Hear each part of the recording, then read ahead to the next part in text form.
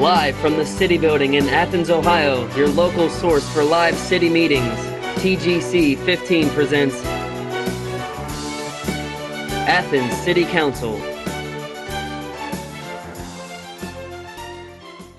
Good evening. Welcome to Athens City Council. Tonight is Monday, November 24th, 2008. It's on or about 7 p.m.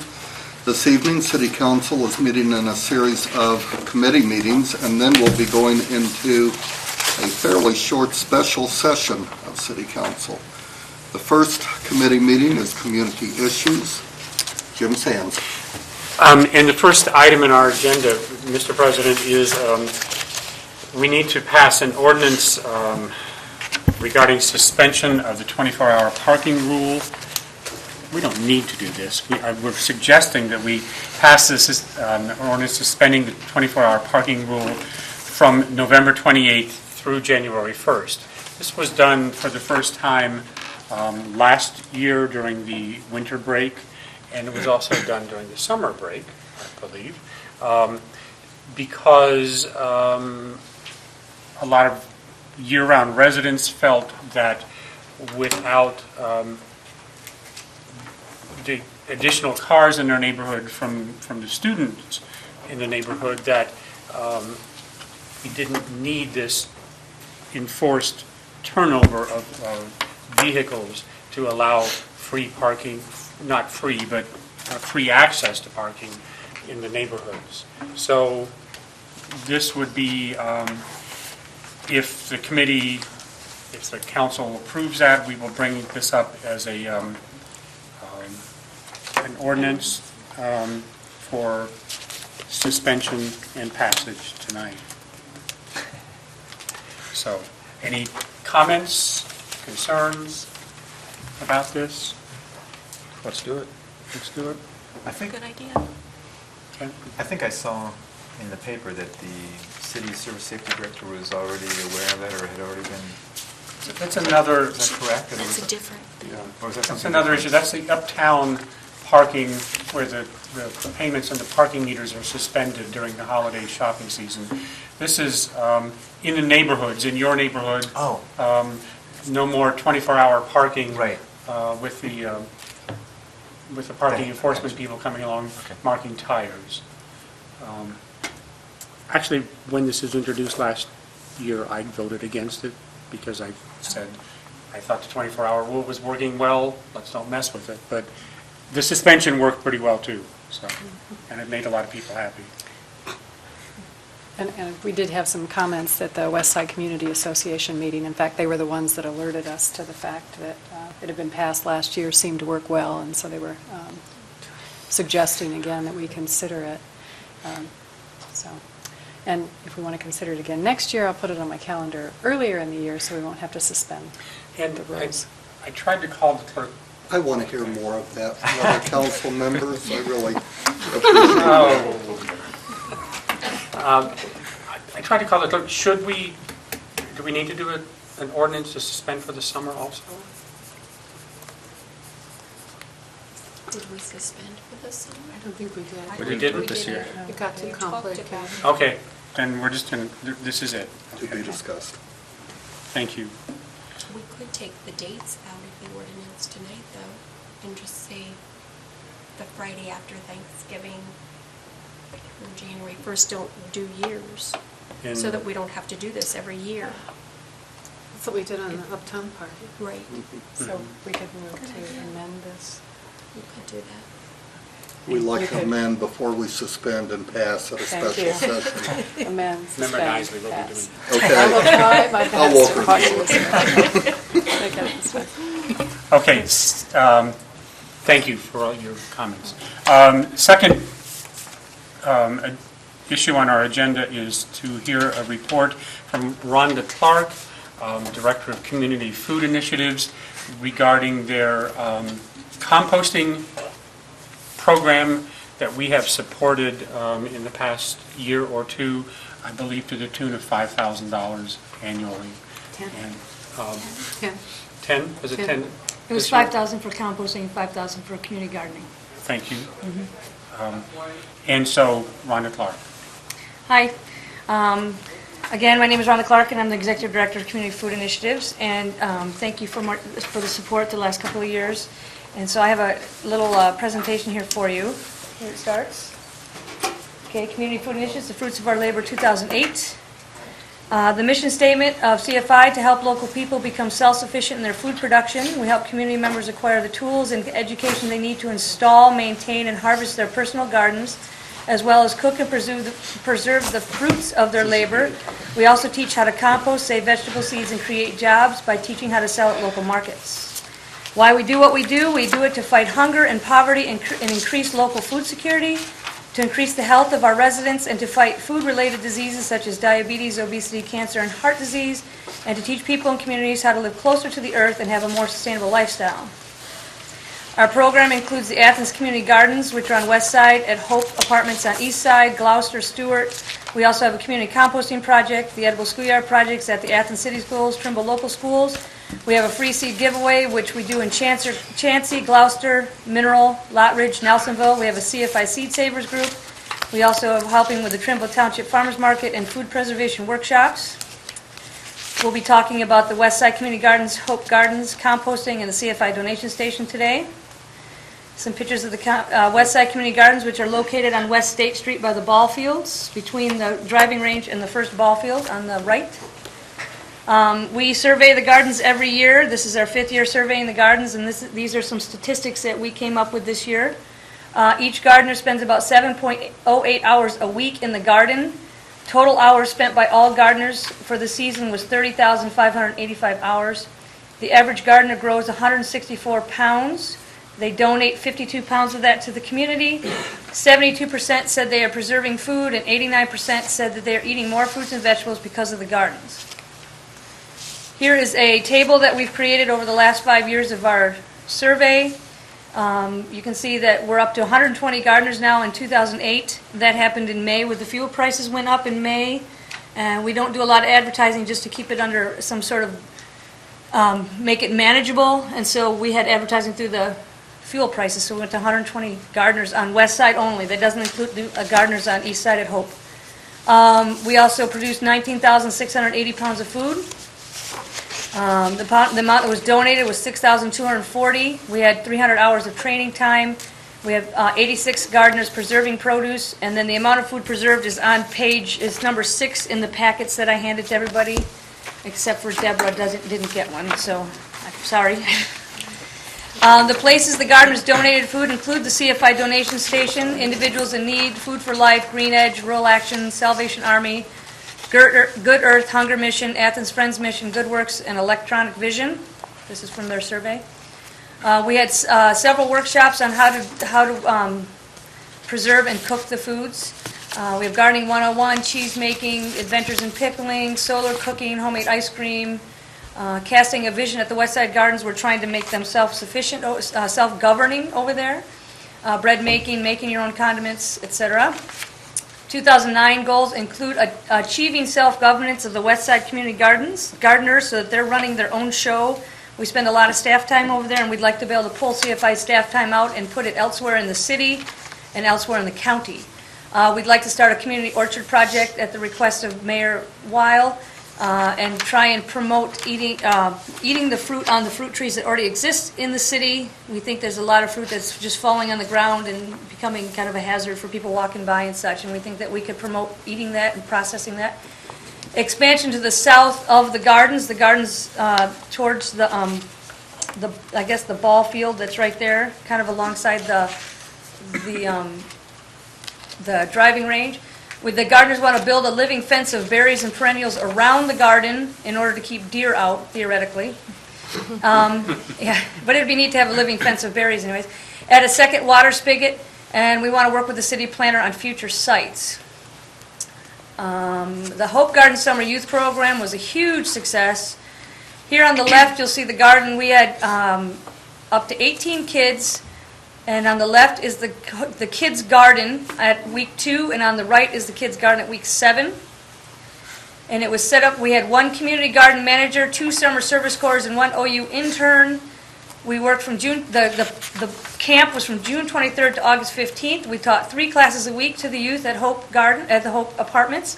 On Mondays, we taught them how to cook a healthy lunch. On Tuesdays and Wednesdays, how to garden. We had 10 family gardens in addition to the kids' garden. And we also worked with 6 11-year-olds to teach them how to sell at the Athens Farmers Market.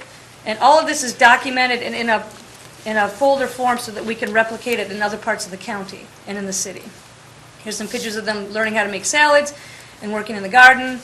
The youth, they're called the Yeah, and you might see them at the Athens Farmers Market. They're like, yeah, and they're youth entrepreneurs at Hope. And here we have Mayor Weil supports our Yeah kids, buying food from them. 2009 goals, expand the garden space again, start selling at the Athens Farmers Market in May. This year we started in August. We had a big learning curve, and we really expanded the whole project this year, so we didn't get until August. Move the youth garden program to public housing complexes in the Plains. Train master gardeners and other volunteers to take over some of the tasks so we can spread our gardening workshops farther. And reach and teach more kids. Our backyard composting campaign, we had a lot happening this year. If my explorations of the food chain have taught me anything, it is that it is a food chain, and all the links in it are in fact linked. The health of the soil to the health of the plants and animals we eat, to the health of the food culture in which we eat them, to the health of the eater, in body as well as mind. A little support from Michael Powlin for what we do. Some of the education we had a lot of workshops this year. Global Warming Cafe, Eco House Workshop, Near East Side North Neighborhood, Athens Farmers Market Display, South Side.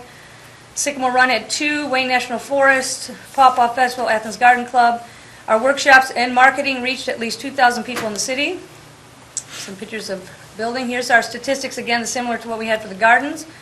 We had 3 volunteers, 3 restaurants, and we were able to pull out 15,210 gallons of food scraps, and we made 18 cubic yards of compost this year. We did, at the request of Nancy, we did some estimation of how many people are composting in the city, and when we mean composting, we include food scraps, not just yard waste. We want to include food scraps with CFI, and we found that it was quite low with food scraps. So we think 5 to 10% of the Athens City residents compost their kitchen food scraps. We also kind of monitored our own composting and how much we composted in a week, and then it extrapolated off of that to figure out, we figured we average about 100 gallons per year per person. So my family of 5 did 500 gallons this year. A family of 2 did 200 gallons in a year of their own food waste.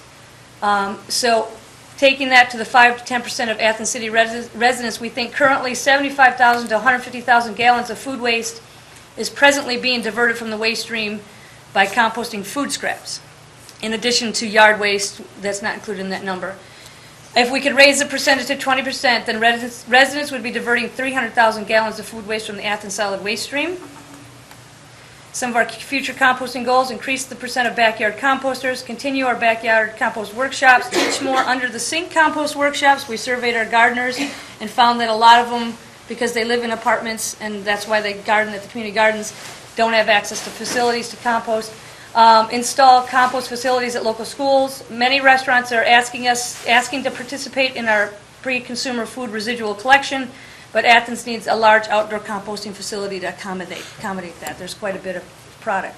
And finish the local compost video we're working on. We've got all the footage and we've got the script, and we're having a little technical difficulties getting it into the program that we need to paste it and cut it and slice it and make it together into a video. So we're almost there. We hope to have that done by the beginning of January or February. CFI donation station, getting fresh product to local social agencies and food pantries. There's Keith sitting there collecting food. I'm sure you all seen him at the market. CFI donation station history: it started in October 2007. 2008 was our first full season. It started out with a 10% tithe we asked the community gardeners to donate to the community, and has now expanded to its own program, which includes 4 main sources of donation. These 4 groups are the Plant a Row campaign, which is PAR, and we asked the gardeners in the community at large to plant an extra row of food for the hungry, and then donate it to Keith at 143 Morris Avenue in Athens, and he will get it to the food pantries and My Sister's Place and different places.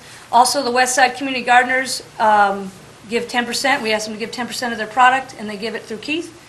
The Athens Farmers Market consumers, Keith stands at the Athens Farmers Market every Wednesday and Saturday, and I think it's on Wednesdays, every Saturday, and asks the customers to donate product or money to him, and then he goes out and either buys product or takes the product and gives it to the food pantries. And the Athens Farmers Market vendors also give large bulk amounts at the end of the market. Here's some pictures of some of the product. The recipients are the 9 Athens County food pantries, My Sister's Place, John Clem Recovery House, Good Works, United Campus Ministries, First Methodist Lunch, anybody. We're trying to get it up to 30 recipients. Some pictures there. Okay, 27,000 pounds of food has been donated in 2008 so far.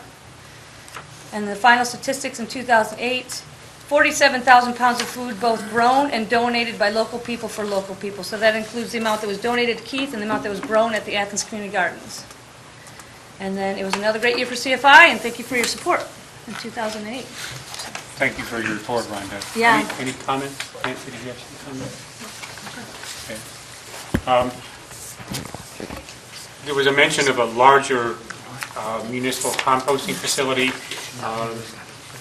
Members of City Council have been meeting with CFI and representatives from AceNet and other members of the community to identify such a site and to hopefully develop some pickup possibilities for that. And surprisingly, it's been a much more difficult task than any of us had realized. And so those discussions are ongoing. We hope that sometime in the future, the City of Athens will be able to add food scrap pickup and yard waste pickup to a composting facility, and then get that back into the community. And it was support of the backyard composting program that led us to first support CFI with some money from council. And so I think Rhonda has a short pitch for some more Funding? funding.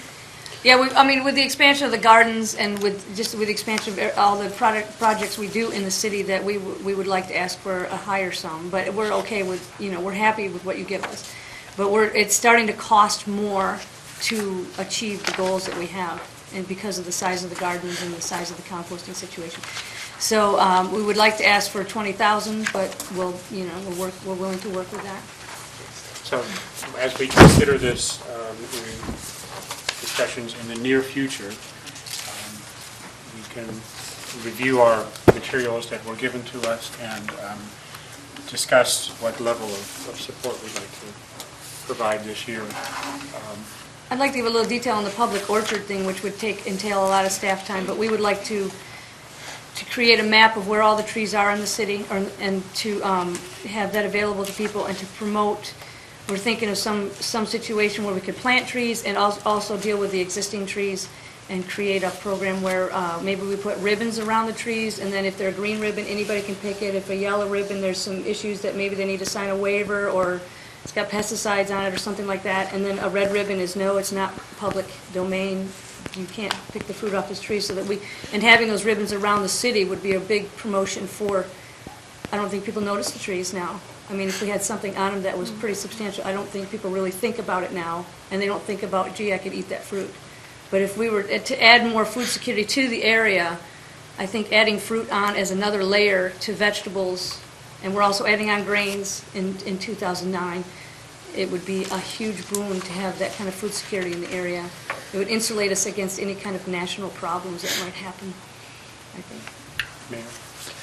This came out of the discussion. There's a group, Transition Cities, that's been working on food security. And some of the discussion with the planner was, planting more fruit trees. It was pointed out that this being a bumper year for apples and a lot of nuts and stuff, and berries, that there's a lot of trees already in place, but a lot of it just goes to waste. The next discussion was, can we create a form or some kind of agreement with the landowner, or the ones on the city right-of-way, but also ones peripheral to the city right-of-way, so the owner could say, yes, pick the fruit, please, or not to. I know about a half dozen places where you scrunch your own with rotten apples, etc. So there is fruit lying on the ground, and that could be picked, and the idea is to create a mechanism to which to gather it. And this, this is just an idea. We'll see where it goes. I think it's a good idea because, as I say, there's some years you'll probably get nothing if it's a bad year for weather or fruit or nuts, but at the same time, there's quite a bit out there. Thank you. Ken? I definitely thank you for your presentation, and I value the input and the work that CFI has been able to accomplish, and agree with the mayor too and the planner that it's worthwhile looking into future endeavors and the future of the city and people that will reside here, creating a safe and creating ample opportunity to use the resources that are here. And if we're able to get community orchards or get city orchards to acknowledge where these trees are. I know there's a plethora of walnuts falling around on our side of town, and it seems a shame to have walnuts going to waste. Anytime you cook up some brownies and you're throwing walnuts in there, I mean, if it's nice to have them. It's a good source of protein.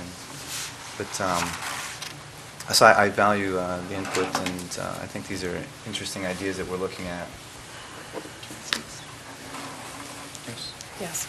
I'd like to thank you for all your efforts. I think it's made a real positive contribution to the community. Just a brief question, and some of this might be new to council. Your support from council in the past year has been $5,000 each for the compost And for community gardens. and for the community gardens, and what you're requesting is $10,000 each. And just is there a budget just a very simple budget that's been submitted, or do we know? Or maybe you could identify for us in the near future what the expenses would be for. That would be, just in terms of our own accountability, Yeah. what it would be. Would you want me to email that to you, or? That would be Leslie could fine. also Yeah, just- sure. Here's our treasurer, our accountant. That would be a good point for beginning discussion. Okay. Thank you. Okay. Thank you. Yeah. Just a quick comment, and first of all, thank you for all the work you're doing with CFI. I was at an event the mayor and Paula were at as well. It was at Hope Gardens, and really to see these kids that have been taught how to grow their own food, cook their own food, it's an amazing. You don't get any better results than that, and it's really powerful. What's more interesting is when you're at the farmer's market and they realize they're getting money for that.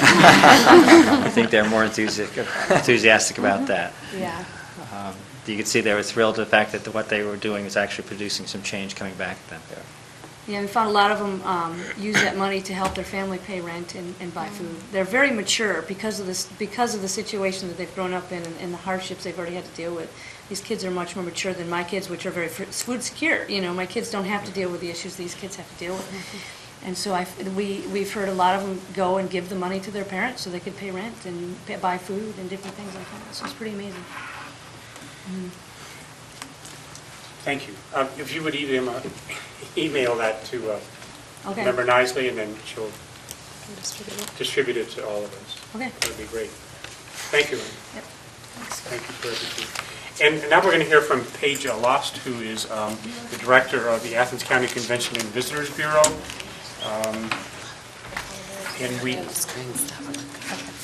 the city collects a surcharge on hotel motel rooms and has a fund for tourism, which we have designated a portion of that for support Yes, I to do. Convention and Visitors Bureau. I'll have to look at it. Thank you. Thank you. On behalf of our Board of Directors, I do want to thank you for your support. We've been under a scope of services agreement with you for the past 3 years. And during that time, as you'll see in the short presentation that we have for you, we have gained considerable ground in the tourism market. And of course, it remains one of the greatest opportunities for the entire county to generate additional sales tax and to have that new money that comes in to float around into our community. When we talk about the multiplier effect, as we talk about economic impact, or both direct and indirect, having those new dollars circulate around in our community 3 or 4 or 5 or 6 times is always really exciting to me. So, and before I get started, I also want to pass on some thanks to Leslie Schaller. and to Jennifer Simon, two ladies that I have the privilege of working very close with. And I'm really excited about some of the things that we're going to be able to do together next year. And I think that we should all come together and give a presentation sometime after the first of the year. So just get right on that, Leslie. Yeah, if you can catch up with Leslie. Just a couple of features that we were a part of in 2008. We were featured on Taste of America, the Travel Channel. They featured our incredible Paw Paw and had Chris Schmiel on there along with some other local favorites. And we received a lot of attention, a lot of phone calls and requests for information from that. We also were featured on RFD TV with Smoke Rise Ranch. Of course, recognized Ohio is a cool city. Ohio's Best Hometowns, which we're in the middle of right now, and you've got a copy of the Ohio magazine circulating around that has the first article. There it is. I have additional copies. I actually just dropped a box off today, but I had so much to carry that I didn't bring it with me. But I do have additional copies, and we'll drop them off here at the mayor's office for you to have. We have another edition of Best Hometowns that will come out in June, and another one in January, actually, so we've got one coming up. We actually right now also have spotlight segments on the Ohio News Network. If you go to the ONN website and do a quick search for Discover Ohio, you'll see the segment that's currently running on Athens, and it's actually quite nice. Incidentally, the Soul of Athens, which brings us so many great leads from visitors who see this from all parts of the universe, was actually recognized with a Pictures of the Year award. It was the only student award for a project that was given. And of course, we are in continuation of our National Regional Flavor Grant Project. This is a project that we're doing with AceNet. We're partnered up with 5 other communities from across the country, and we're in a multiple-year project exploring our regional flavor. And in fact, we'll be attending a meeting next week to discuss some buy local campaigns and efforts to sort of center your local economies around your local goods and services. So pretty exciting. I won't tell you where we're going, but it'll be warm. And its initials are Charleston, South Carolina.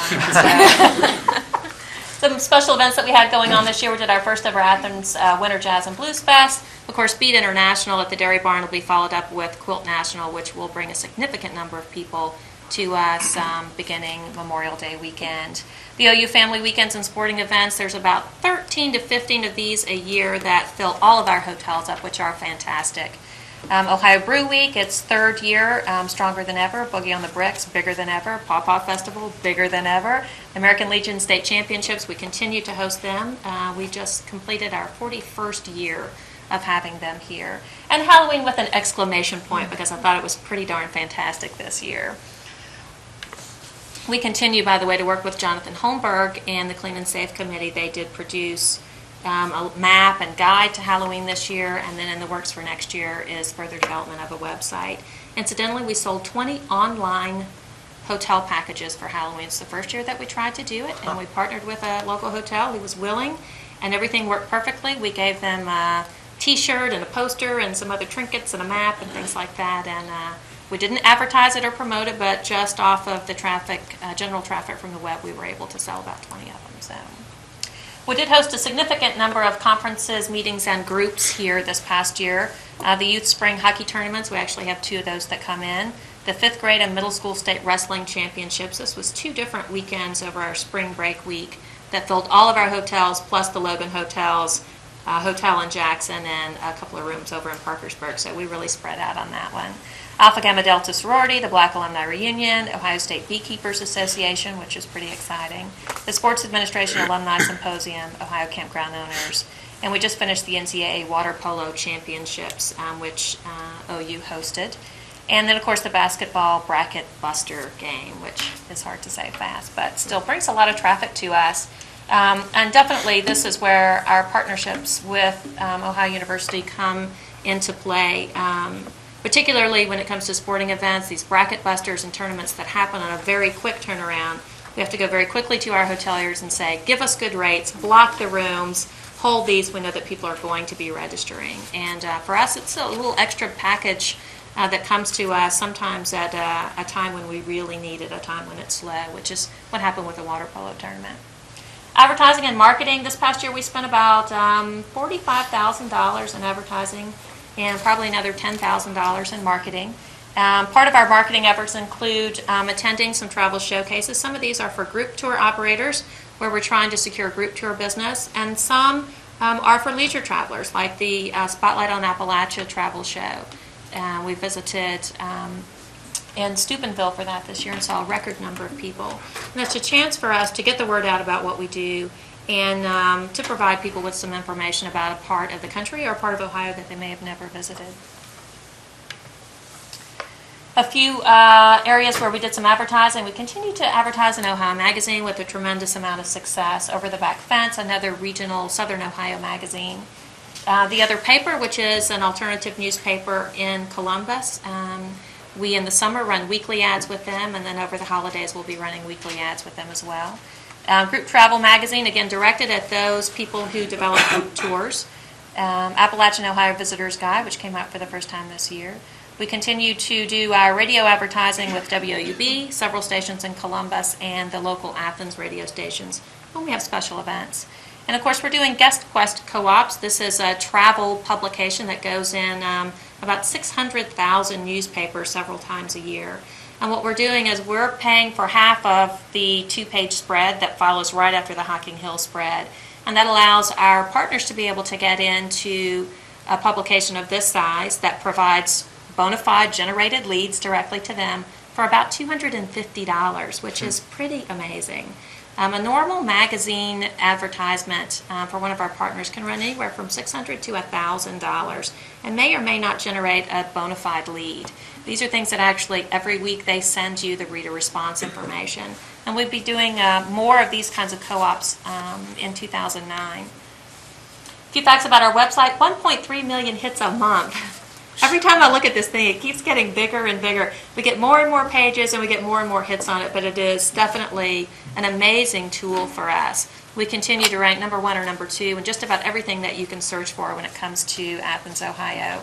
We see about 30,000 unique visitors a month, and they read an average of 21 to 25 pages at a time. We have about a little over 500 pages of content. This provides free business listings for everyone in Athens County. It's got an interactive visitor's guide on it. And from this, we have an online booking service that allows us to do online package deals for our hotels, for special events, or slow weekends. And it also allows people to book their leisure stays as well. So this past year, we booked 524 nights for a total of over $59,000 in revenue for our local hotels. Now, this is with basically no advertising other than just saying AthensOhio.com. But this is turning out to be a huge tool for us and something that our hoteliers appreciate. Organizations that we belong to, just to give you an idea of how much I travel, not as much as Leslie Schaller, but I put a little over 16,000 miles on our vehicle this year. That's a lot. But we are a part of a lot of organizations. I do strongly believe in regional partnerships and state partnerships. Visitors don't make their travel plans by county lines, and it's really important for us in our unique location in Southeast Ohio to partner together with our surrounding counties, particularly with the Hocking Hills and over to Marietta, to create a really unique cluster of things to offer. I serve as the treasurer of Ohio's Appalachian Country. This is a tourism marketing arm of the Governor's Office of Appalachia. We are very active in Ohio River Trail, the Appalachian Adventure Trail, which is an ARC pilot project, which has just recently picked up Morgan County as well. And then a host of other things on there. This doesn't include a lot of our community organizations, but certainly we show up. And when people ask us for help, we try and be there. We don't always have the resources to do everything, but I think being there and being part of the conversation is very important for us. So we run the roads. $28,000 awarded this year in tourism development grants. That includes the $12,000 contribution from the City of Athens, and we thank you for that. And this is a list of the recipients for this year. Typically, the grants go towards advertising and marketing. So that way, we're able to sort of leverage that money to get even more exposure for that particular festival or event or effort that's happening. And they're required to include our logo and your city name as well in thanks for this. In addition, I want you to know we also donated about $6,000 in sponsorships separate from the grants this year. And this was to accommodate people who came to us with last-minute request or to help festivals or events that needed a little extra financial boost or some extra advertising run for them. And for some new events that came along that needed a little bit of additional help as well. So really this $28,000 added with the sponsorship shows our commitment to helping people and using our resources in the best way possible. We did receive an economic impact report on tourism this year. It was generated by the state of Ohio. They do a state report, a regional report, and then a county report. And this is the information based on the Athens County report. They projected a little over $118 million in direct and indirect sales or impact as a result of our efforts in tourism. Tourism generates $3.35 million in local taxes for Athens County. Now, those are direct and indirect, and I've got a copy of the report which is long and kind of drawn out and has lots of scientific things involved in it, but basically it talks about the multiplier effect. So if someone comes in and stays at a hotel, then someone gets paid and they use that money to buy groceries, and that grocery money goes to pay someone who works at the grocery store, and it begins to roll over, and that's where you get that $3.35 million.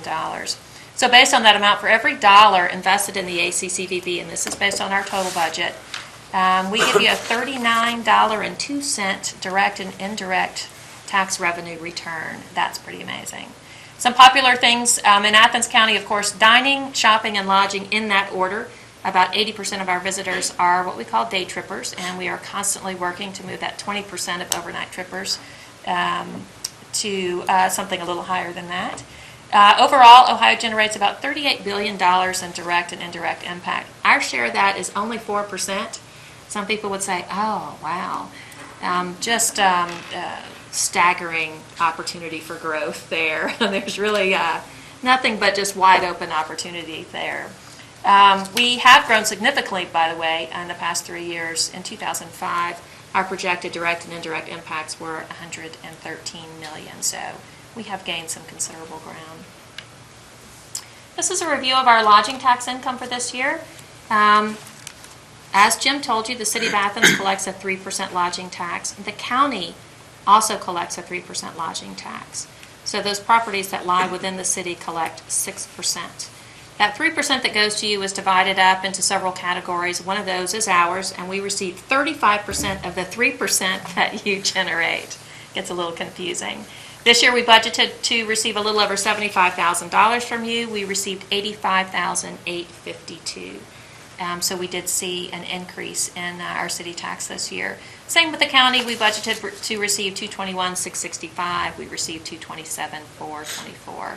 And that gives us a total lodging tax revenue of a little over $313,000. Incidentally, your contribution represents about 25% of our budget. We do have several other very small streams of revenue. We have some advertising on our website and some other small projects that we do that generate a very small amount of money. But your piece of the pie is about 25%. As we get ready for 2009, and we will come back to you in January with a full report once it's been approved by our board.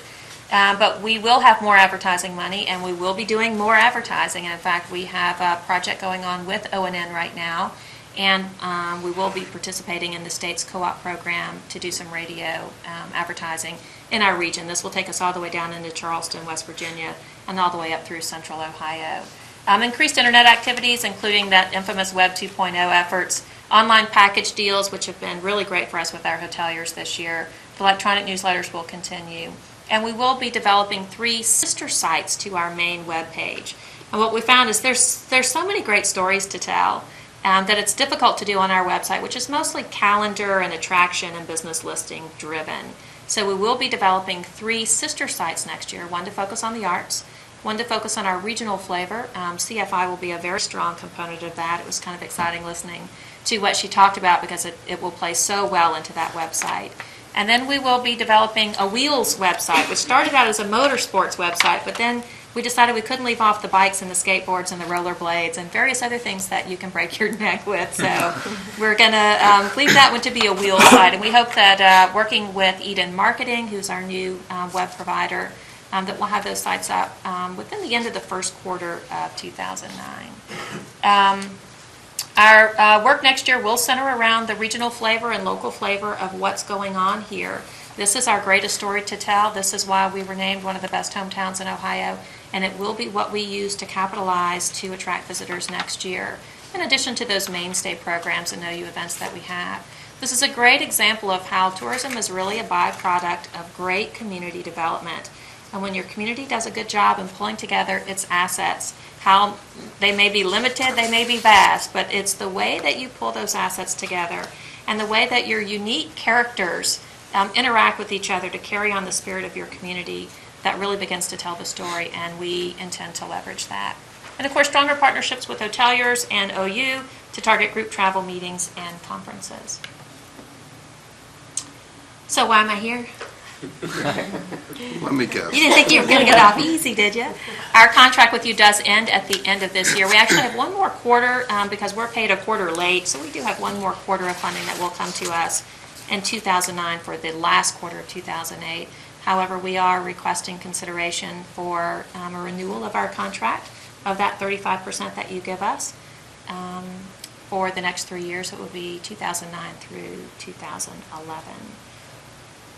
And in your the things that I passed around for you, you will see the scope of services agreement that was approved previously. So this is the current scope of services that we're under.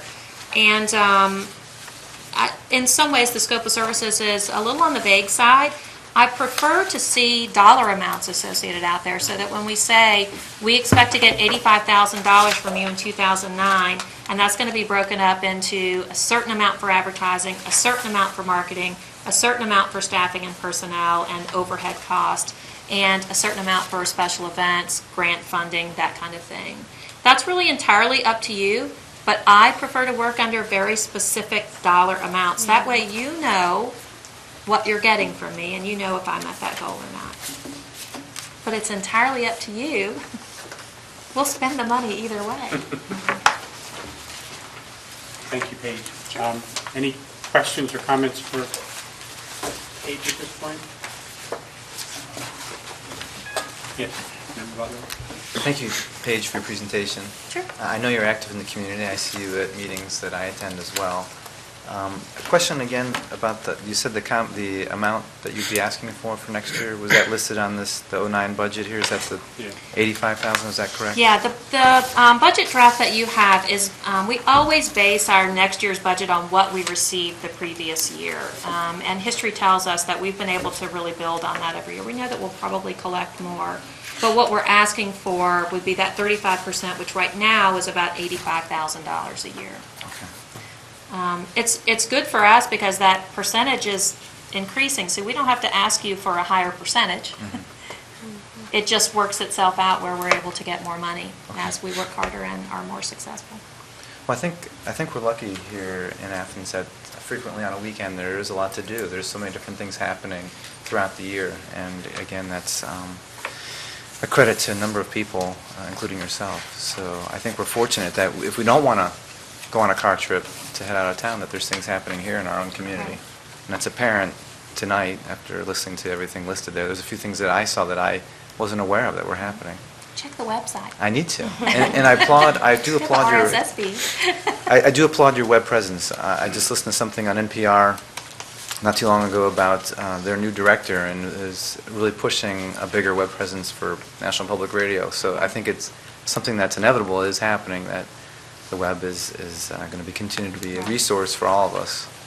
And it allows us to capitalize on the other stories that are out there that are being told about our region. And the Soul of Athens is a great example of that. We get emails from people all over the world. We can tell by our web hits where those people are coming in from, and they link from Soul of Athens. It's our 4th or 5th major linking site that comes in to our website. So we know that people are seeing those kinds of things out there. And the more of those things that we can see done, the more stories that get told, and the greater awareness that's created about us. So. And correct me if I'm wrong, the Soul of Athens is a project that was started, what were the details there? It's mostly photography, correct? It is a school of visual communication project. It Yeah. is one of the only student projects of its kind in the world. And they usually will pick a theme, and then their students go out and tell stories from a multimedia standpoint. And it's quite amazing what it is that they put together over a very short period of time. But the results from the Soul of Athens project and the Dawn to Dusk projects as well have been huge for us. Yeah. And there's certainly tools that we take out when Leslie and I go out to work with the regional flavor groups, and they're always like, wow, how do we get that? You know, you got to have a BizCom school. And that's one of the great benefits is that we have these amazing resources here. Right. And I know at the Municipal Art Commission meeting this past month, we talked about our film work. Right. The Ohio Film Commission, which has contacted us and asked us to sort of set up our own film commission within the city because of not just the unique visual elements that we have in Athens, but because of the infrastructure that we provide. We've got hotels, we have restaurants, we have times of the year when it's very quiet here, and we have trained professionals, particularly through the School of Film, and just some people here who just have some natural talent that they've sort of pursued on their own. We do know that we've had a couple of local attractions contacted by a film company currently, and we're waiting to hear kind of what that's going to turn out to be. But the Film Commission, the Ohio Film Commission, feels like we have a fair amount of potential here, and we will be pursuing that very early on in '09. So we might all be extras. We might all be extras, yeah. Stars, I'm sure. Yeah. Member Pooh? I'm really impressed with all you do, but I do have a concern. Do you anticipate that the city lodging tax that the economy's not going to affect it? I think that's a really great question. All of the indicators that we are receiving from both our state office and our national destination marketing organizations, in fact, I had another article that came through today, is that people are going to travel less, but mostly closer. I don't know if that makes sense. So instead of taking the 600-mile trek, they're going to take a 150 to 300-mile trek. And for us, it bodes very well when you look at the metropolitan areas that are within 300 miles of Athens. And clearly we'll be capitalizing on that short drive sort of unique opportunity in 2009. And I think that's what makes the regional flavor aspect really important, is that people will be able to drive a short distance and be somewhere that's completely different from what their hometown community is like. We do not anticipate it going down. We do anticipate it to be slightly flat. However, this summer when the other counties were complaining that their business was slow, we had a record quarter. Amazing. So, right, particularly during those, what used to be historically slow times for us, now with the attraction of Brew Week, which brings people from all over the country. And these are people that are going to come regardless. They love their microbrews, and these are things that they save up all year to get to go do. So we have some built-in things like that that I think will keep us fairly on track. We don't expect it to dip, but we do expect that there may be times where it may be a little flat. So, sure. Good, okay, here. Somebody, I heard somebody. I was taking a look at the lodging tax review and just seeing the growth since 2006. And a lot of it also has to do, this past year we saw our first year with the 2 new hotels on board for the city. And there's a lot of growth where that's concerned, but you have to remember we were losing that money to Hocking County. We were really losing a lot of money. So just the amount that one hotel can generate off of those 10 to 15 or so big OU weekends out of the year, and weeks like Brew Week and the Paw Paw Festival where we tend to fill up, being able to hang on to that money. It's not just the hotel stay, it's the gas, it's the food, it's the trinkets, it's everything that people tend to do wherever it is that they're staying, not necessarily where they're visiting. So we're glad to be able to retain that. It also means we have to work harder in the slow times to be able to fill 2 more hotels. And that's part of our efforts for next year. We do have a hoteliers council that we meet with every quarter. We evaluate the lodging tax. We do have to remember that it's proprietary information, so we don't show things that are specific to the hotels. But we do talk about what our growth looks like and what it's projected to be. And we work with them to identify slow times. And they're very comfortable in calling and telling us, I've got a slow month coming up, you got to help me out. And that's where the things like the online package deals really come in handy, because we can post those and then they begin selling relatively quickly with little effort. So. Anybody else? Since we have a continuing contract here and we do have a budget to base our decisions on. We'll probably bring up a proposed ordinance at our next meeting to continue the contract, and we'll discuss it in a regular meeting. So, again, I thank you for coming. Thank you very much. Thank you.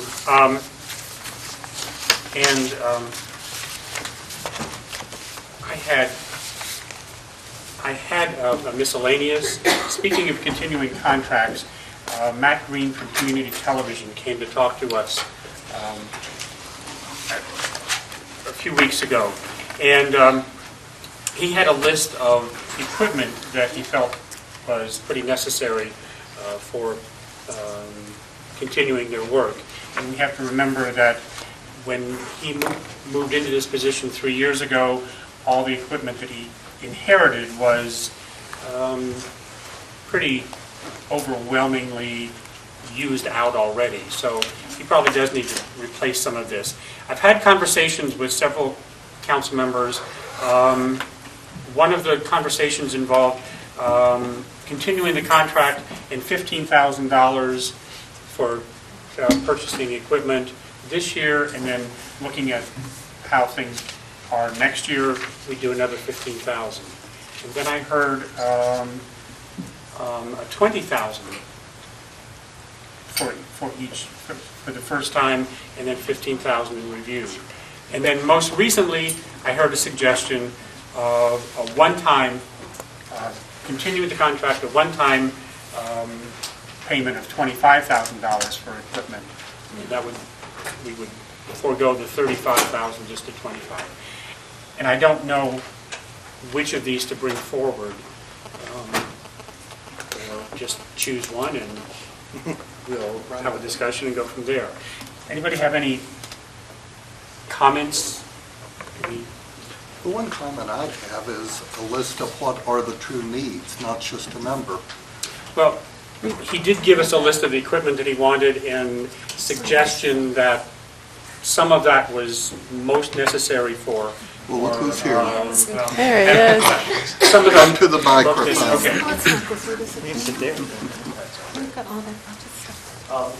You weren't here that week ago, but I did pass out a letter to Okay, I'm everyone sorry. that had an itemized list of everything that I was requesting and where the money would go. Okay. I probably have a copy if you want me to bring you one out. So. And I really didn't want to get into a whole lot of discussion, but if anybody had any strong feelings, let me know. And you don't have to do it right now, but I do want to But bring we can't something help up. ourselves. I do want to bring something forward at the next. Okay. The next. Well, if we want to reserve discussion for then, that's fine. We've seen the budget before. I mean, it seemed reasonable to me. So just look at Think about that, it. know that we're going to be discussing it. Works for me. Okay, thank you, Mayor. And so we will move on to finance and personnel. First issue that we're going to deal with pretty quickly, the Granville Mary Street rehab, which is ongoing, needs to go on, but to go on needs some additional funding. Do I have somebody here who would like to Do you want me to? talk about that? I can give Okay. some go ahead. comments that I have from the Street Department, Andy Stone. As you'll remember, this began with a $76,000 grant from the CDBG fund. And what's happened in that area is there have been about $30,000 in change orders. And what's happened are some difficult situations with a storm sewer in front of one of the residents and another, and so they had some extra pavement removal also when they discovered a manhole cover about 10 inches under the pavement. So there's just been that kind of complicated thing. It's an old street and old infrastructure underneath, and so those have run into additional costs, enabled it to be completed. Service Safety Director or Mayor, did you have anything to add to that? Pretty much it's been a surprise going along. If you remember, this was bid out first time. There were no takers on the original price, so we upped the bid amount. What has occurred, the last additional $30,000 that's needed, I guess there was, if I understand, about three different things. One is a storm sewer that's in the wrong place. the base is a little bit off on the asphalt, if I understand it correctly. And the third thing was, of course, discovering that sanitary sewer manhole, which has to be elevated now. I guess they found one, surprise, somewhere in there. So it's one of those cases of an older street that's, Pandora's box in that sense. How many houses are down there, Paul? What? How many houses are on that street? Not that many. It was supposed to be an easy fix, but if you remember what happened is that we started saying, okay, let's look at the water breaks underneath, and the junction of Mary and Granville, that's the upper end of Mary, not my end, had at least 3 that I know within the past 6 years or so. And at that point, it's like, why not fix that? And part of this is one of those, this is a learning experience for me. One of the things that comes to sharp relief of this is that when we talk about planning infrastructure improvements, and most of the time I was always thinking, oh, we just do the road and as an afterthought do the piping underneath. It's the piping that's more expensive than the road itself. So that's where you start seeing that the cost of trying to run both of these activities in tandem is going to be very difficult in the future. And I say that because the idea is to say, let's do a whole street is nice in terms of paving. That's very obvious.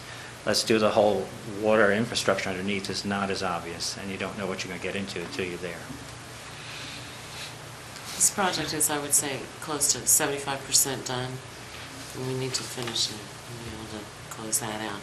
It also, by CDBG requirements, it is serving LMI population in the city. And it is supposed to be done by the end of the year. If they can lay asphalt. Yes. Is that weather contingent, the asphalt? If not, they'll still come back and finish that, but Sure. this should capture the final costs. Okay, and so there is, if you look at the agenda, there is an ordinance here for that increased amount, and because this is an ongoing project, that with work that needs to be completed as soon as possible, we will be asking for suspension. Okay? Member Bain? Did you want to go? No, go ahead. Okay, the 2008 appropriations. Notice that's 2008 appropriations. We're going to be talking about 2009 here in a moment. But this is... It's probably easier. Excuse me? It's probably easier. This is an attempt to straighten out some issues that were discovered recently as we were looking toward 2009. We are asking to move some money around, and there was different funds get set percentages of the income tax mix, maybe 1%, 2%, 3%.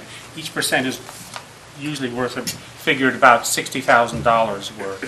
And in 2004, there were some errors made in awarding those income tax mixes. And so this ordinance is going to ask that we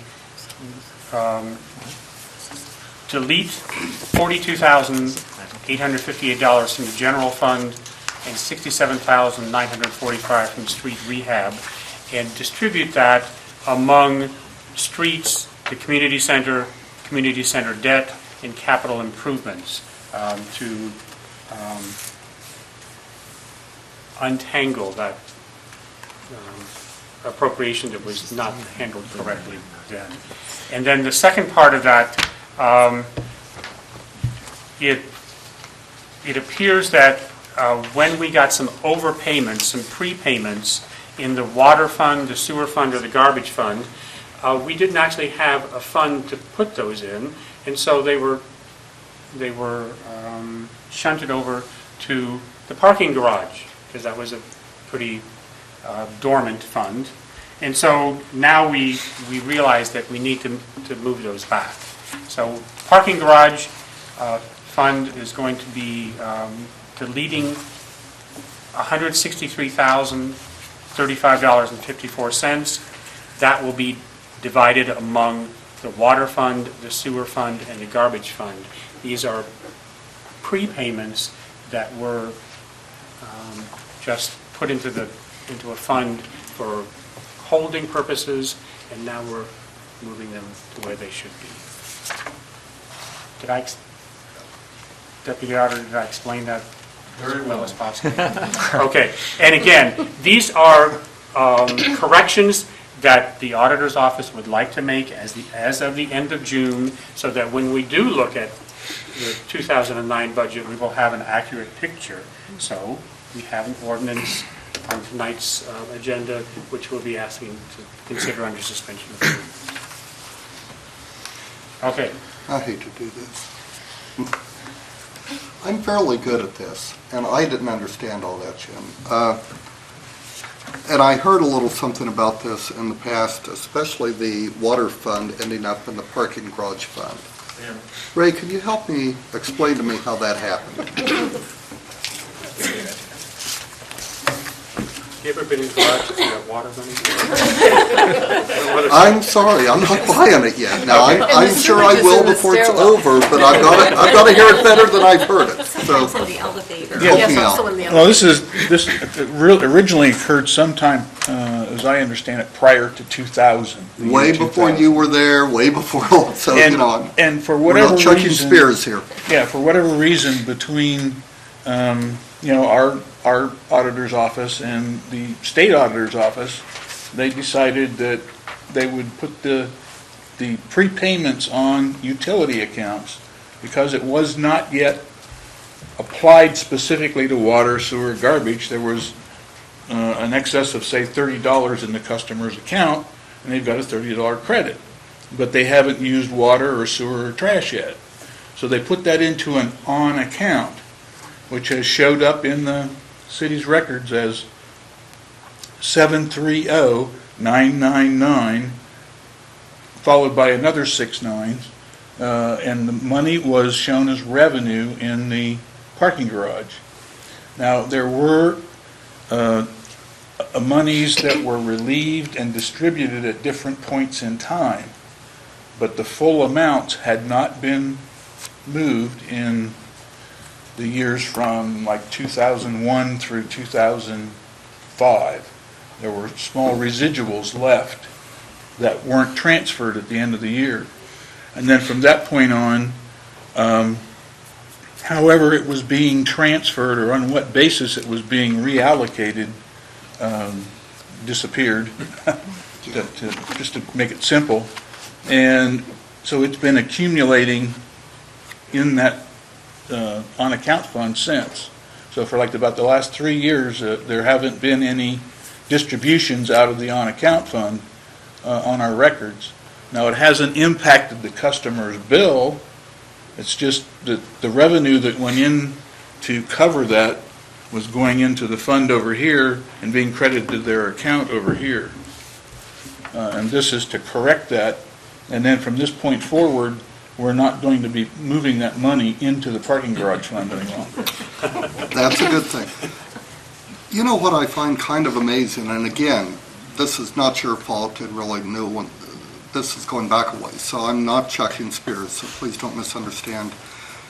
But I've been a fairly avid reader of, the annual audit, the state audit report. I don't ever remember a comment, a finding, it's never been mentioned one time. No, and it's an issue that arose in some conversations with J.L. Uhrig, our accounting firm, that does our translation from, we do a cash basis accounting, and at the end of the year they change us over to accrual accounting and then create the annual report that then becomes an audited state report. And basically it came out of an investigation where Uhrig had asked me to look for some information on some trial balances that didn't agree. And that's basically what started it. So we dug back through history on our end, and they dug back through history on their end, and we turned up this information. Thank you. Yeah, It's weird, but I'm satisfied. Definitely. Yeah. It's under my desk. Okay. So No. we'll have that. Thank you. And now we can talk about the 2009 budget. I just call it auditor's reality. That's what I call it. No offense. Okay, I'm going to start off by stating that I've been working on this with Jim and Ray and the mayor and back and forth and with you. And so this is a work in progress. I'd like to suggest that we have a goal of being done by the 15th of December with the preliminary budget. And that would require probably either a meeting at some point after, in the first week of December, or else waiting until the following Monday, then having a special session on the Wednesday of that week, and then the final reading on Monday the 15th. Just keep that in mind, because that's kind of what we have to do in order to not be meeting on Christmas Eve. We have to put forward, or close to Christmas Eve, I don't even know what day it is. We have to put forward a staffing ordinance with some small modifications, an appropriations ordinance, and perhaps transfer items. So just to start the ball rolling, I wrote all my things out because I can feel them leaving my head at this point in time. So first of all, you have in front of you a sheet of paper that has a the Easter colors there. And those Easter colors are the ones we're going to focus on first. But this is pretty much what our appropriation ordinance looks like in general. And so, for example, the auditor furnished us with the total 100 category. That would mean salaries for all of the people in the staffing ordinance, longevity, workers' comp, and everything in between. So you've seen some of these numbers before.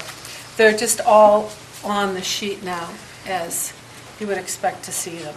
And it's pretty lean. We trimmed out anything that was extra in there, and perhaps we'll talk about trimming out yet another piece. But there are some things in there that are that we're going to talk about. One, the most obvious one, is that we requested and asked the mayor if he would consider moving the personnel that are currently in other admin up to his office. And, it just seems like a more logical thing, and then have other administration just be not a slush fund, but instead just what it is. Other things that don't fit, and you'll see that perhaps in a minute as we go through this. So, and then after that, so we're going to have the yellows and the purple line is still not complete, added together, and there will be a final amount in that column, 200s to 300s. After that, the debt service, the capital outlay, and the rest is all pretty straightforward. So we're not as far away as we might seem, except it's relatively complex yet at this time. Okay, so walking through what we've done over the last few weeks, the auditor's office and the auditor herself actually, last time we met, recommended a systematic approach to assessing administrative costs. The costs that proprietary funds pay for the mayor's services, the personnel director services, and the auditor services, and all of the above. So we have the other administration costs shown, and you can walk down, they're going to be in that first column, yellow. You'll notice the mayor doesn't have to pay for himself, nor does the treasurer. Council isn't contributing. But when you get down below, you can see, for example, that we're, according to the recommendations of the auditor, we're going to take $10,000 from tourism because there are transactions there that are covered according to the algorithm they used, which you've seen pages on. Notice streets, $91,226. Continuing down, recreation. We actually made a decision here, and you can tell us we are totally bogus on this, but actually recreation should be paying double that amount into the funds, but we know that they're still shaky, and we don't want to overburden them, but sooner or later they're going to have to start paying part. We're going down this sheet right here. We're looking at the costs that they're, the second page right there. Yeah, we're going to go through that. Thank you. Parking garage, about $15,000. Water fund, $137,000. Sewer fund, and then finally garbage.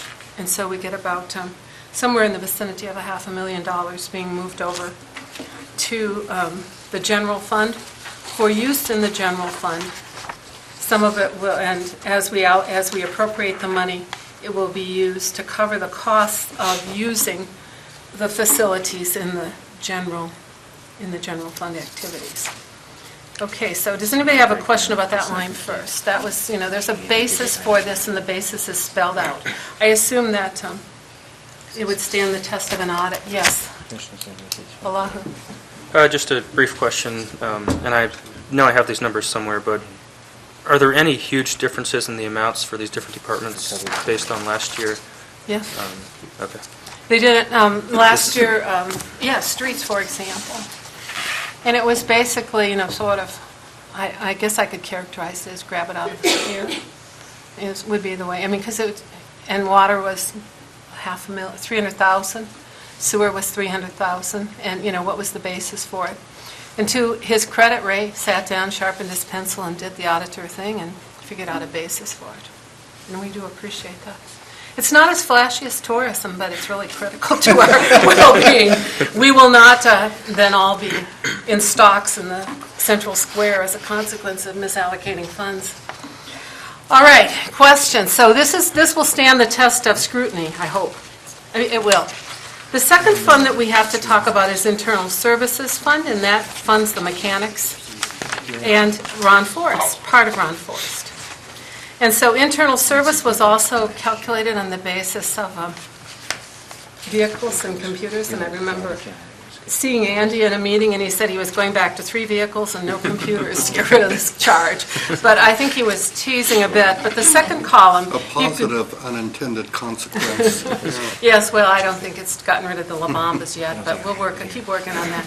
Okay, so first of all, within the general fund, you can see internal service has a variety of transfers going on from computers and vehicles. And then also you can see the same line down below going into fund, again, Ron Forrest, and especially those 3 mechanics out there at the service garage. Okay, so that's basically based on the auditor's recommendation that we've seen already.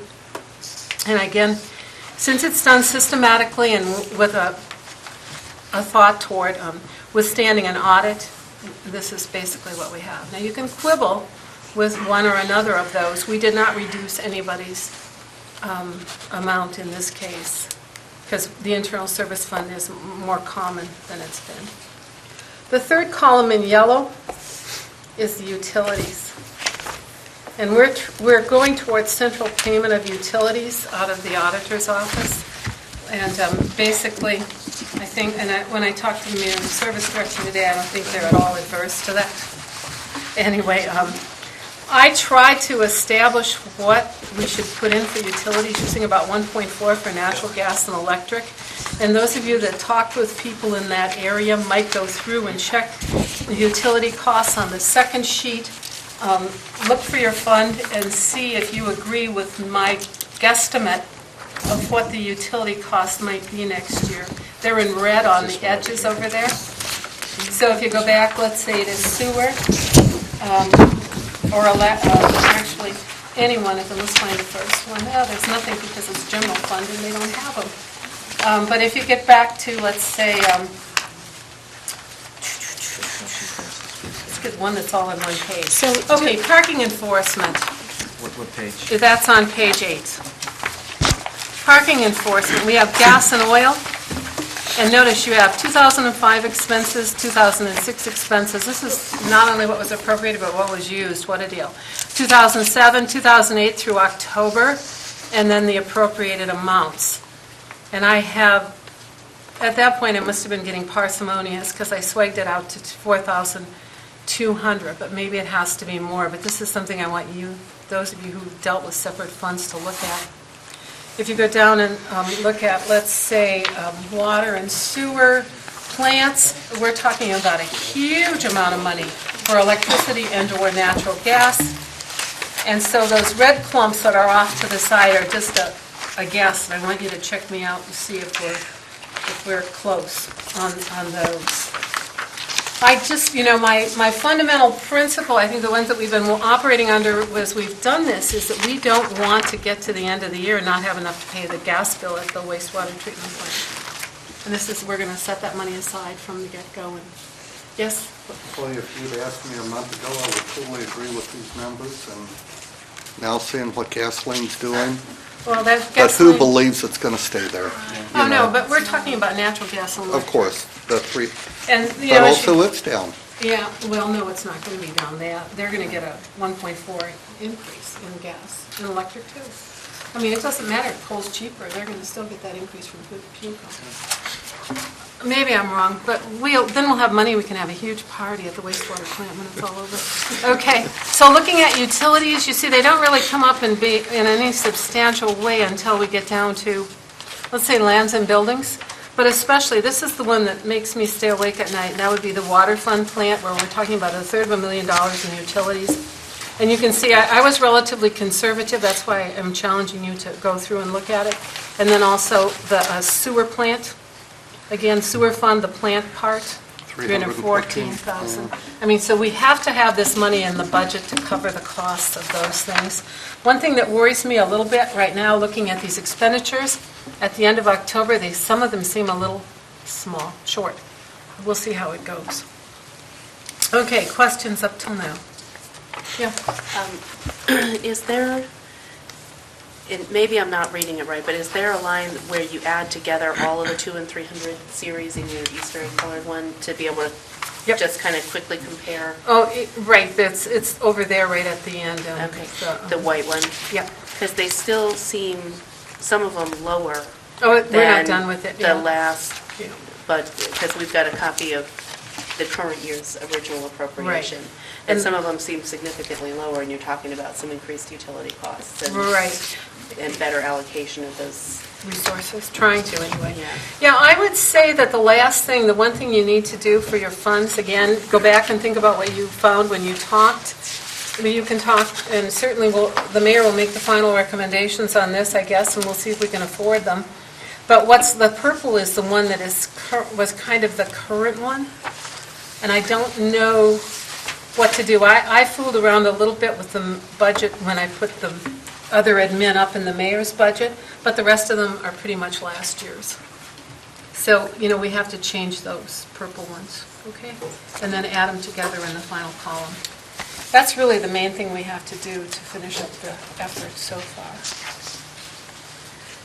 Do you have all your 200s all churned out for us, Mayor? No, not yet. I got about halfway through. I can give you what I have.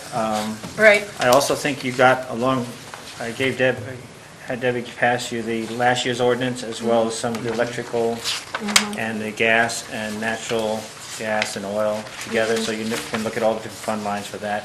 Right, I gave them this one, which was from Ray, the expenses from the last. Okay. I was talking actually from the FinX system, which is basically can parse out the all gas and oils by fund, and then all electric by that. If you didn't get that, or did you? It's I don't kind know. of- Oh, that one is hard Annual to read. appropriation. This one is easier to read. Oh, yes, it is. It's yeah. from Ray. Yeah. No offense. No, well, But actually. he does numbers for a living. Yeah, that's true. Although I did have trouble trying to match up the numbers on between, Oh, match them up, that's his job.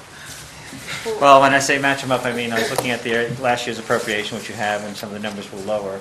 That's what's throwing me. And Well, these are expenses, these are not appropriation, these are things that we've added to. So it's the appropriation plus the actual expenditure. The thing that I'm having trouble seeing is if you look at the 2 and 300 series for this current year, and there's some, even just looking at like tourism and transportation assistance, and I don't see anything. It's because we haven't of done those any yet. of those. Okay, Because the purple one has to be done yet. okay, so they're just not in there. They're not in there. Okay, No, I mean, it took all day to do the other admin, the internal service and the utilities. got it. Okay. Okay, this is what I have, it's not done yet, and I passed it out. Anything in blue basically has been looked at, anything that is not blue. And I also read it's all been done, but I have not finished it. I've been working on a 200 and 300 series. I have not compiled all of it. I've leaned some of it out, I've added some more. You can compare it with the one I gave you from the 015007 and see that there are some changes. I did put in the, as you say, you talked about earlier about putting other admin in to the mayor's area in terms of personnel. That's coming up next, yeah. That's actually a place where they'll see it. Okay. I also rolled in, I did find the spreadsheet that Ray had about the different portions of the 200, 300 that would be related to the personnel change, and I put that in, so that's why it went from 25,000 to 150. I'm not sure about this. This is trouble. I started finding some numbers that were much higher than I expected. Yeah. So, We have some work to do. yeah, well, that's it. Just rolling it in, that the way it's mixed looks a lot higher than I thought. In terms of the 100 series, I'm not happy with all that too, because some of them did not increase as much as I expected, considering the unions and the extra. I think what I have to do is recalculate the overtime. We don't have overtime in there yet. You have to tell me what you want for overtime. I know I don't have overtime in there, because I'm trying to figure out. Overtime is the only thing we don't have in 100s, and you need to tell us what it is. I've been looking historically what it is, and it's very hard to figure out where to even start or stop, okay?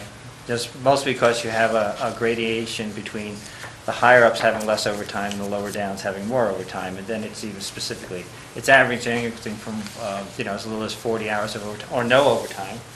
I notice there's a couple overtimes in there that shouldn't have overtime anymore, to 160 hours of overtime in some cases.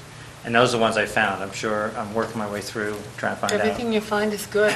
But realize what I have to do is I have to look at the salary, then I have to say 1.5, then I have to find out how many hours I want. So I'm working on my way through that. Last year should be the best guide, I would think, except in places where we are understaffed, right? Yeah. Such as the police department. Okay, so. Still working on it. So the as I say, 100 this is a work in progress. It's nowhere near close. But it's better off than it was last week at this time.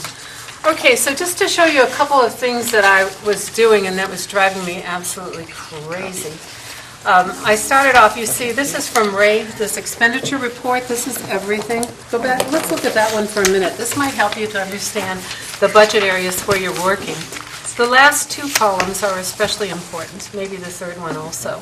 So what I tried to do was to go through and bring together for 2009 for the mayor's office, and that we did this independently. In terms of supplies, I thought if we bring all of the people who are currently in other admin up to his office, we had to increase his supply line. That was basically it. So I went through and kind of asked some questions. I came up with so many questions, like one of them, all that yellow, bilious yellow is the copiers. One time it's paid one place, another time another place. Down below it, another thing that drives me crazy, the different professional services, most of them are reimbursed, and I asked his opinion, do you want them in your budget or do you want them in other admin? Basically, those were some of the questions, and you can ask those questions yourself for the funds you're working with, based on what you've done so far. I promised to do other admin, so that's what I did. And then I wanted, if you go back and look on page 5, taking a look at this, you can see we just basically moved the materials up to the mayor's office, moved the personnel up to the mayor's office.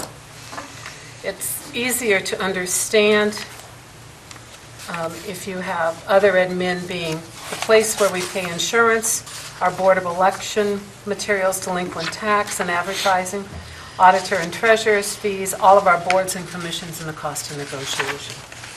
So other admin is not a $600,000 slush fund anymore. It's a more focused fund. And so we don't have it down, it was only 500,000 slush. No more slush anyway, we know that. Of course, we don't have salt, so maybe there will be slush. So here we are. So you understand what's gone on so far? Just really laying the groundwork, and the 200, 300s are the place where we're looking for this. Okay, so this is where we're going. I'd like to hear from you as you proceed. Talk to Ray, talk to the mayor, talk to Paula, do whatever whatever you need, and let's get to a point where we know where we are. And we don't even know right now what our anticipated receipts are in the general fund, and that's the part that scares me. We do have anticipated receipts in the proprietary fund, and those are pretty straightforward, aren't they?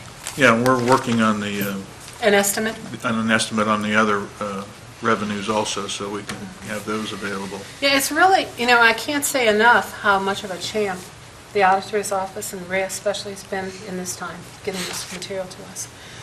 Okay, a couple more things that I would like to propose. I'd like to put up a position freeze resolution, like we had in 1996, 86. I talked to the mayor about it today. I didn't want to blindside him with it. Basically, it means that everything other than the ones that are in the pipeline, that would be the Assistant Service Safety Director, would be scrutinized before we hire. I don't know if you'll be willing to support it, but I'm going to have it up for reading next time. Can you define scrutinized? It's defined in the ordinance. Okay. How does it fit? Is this what you want, how you want to spend your money? Okay. We are at the point, I think, the magnitude of the budget is overwhelming, and the complexity is overwhelming. But I think we're going to be at the point where we're going to have to say, do we want this or that? Or, or maybe we want to lay some people off. I don't know. I don't think we will be doing that, though. Okay, the second thing that I would like to propose, and I wish I had it in black and white, but I don't. I would like to make a modification to the staffing ordinance. Last year, in a moment of getting along, we passed a very loose staffing ordinance that allowed any money in 100s to be used for whatever purpose you wanted them, and it's a little out of hand. So what I would like to do is tighten that up and go back from as needed, which means, if there's money, you spend it, to a discrete number of interns each office. And I asked, again, the mayor about this, and he didn't have any big problems with it. I think he had arrived at the same conclusion that morning himself. Is that right? Yes. Yeah, okay. So, and this is it was loose, to say the least.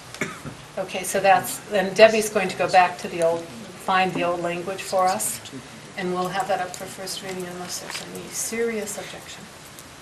So this is a case where there's a lot of fluff that's been used that's not going to be there next year, so let's get it focused on utilities and uniforms and stuff that matters. Okay, so our timeline is either the 3rd of December or the 8th of December for first reading. I wish it were now. Actually, I wish it were the 8th of November. And Wednesday and then the following Monday. So that means you have to get cracking, you guys, on the 200s, 300s and see where we are. And I'll keep sending out emails. And could I say that I hate finance?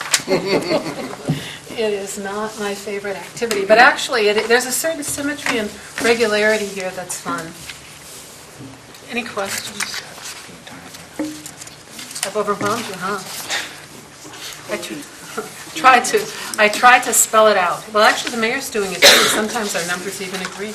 And of course, Ray is doing it as well. We're going to be meeting tomorrow. What? He's got to do the revenue. I know the revenue is the hard part, because we may have to be making some choices here. Well, that might change everything you've done, won't you see? Right. Well, I feel pretty confident about water and sewer, because he already told me what's in it.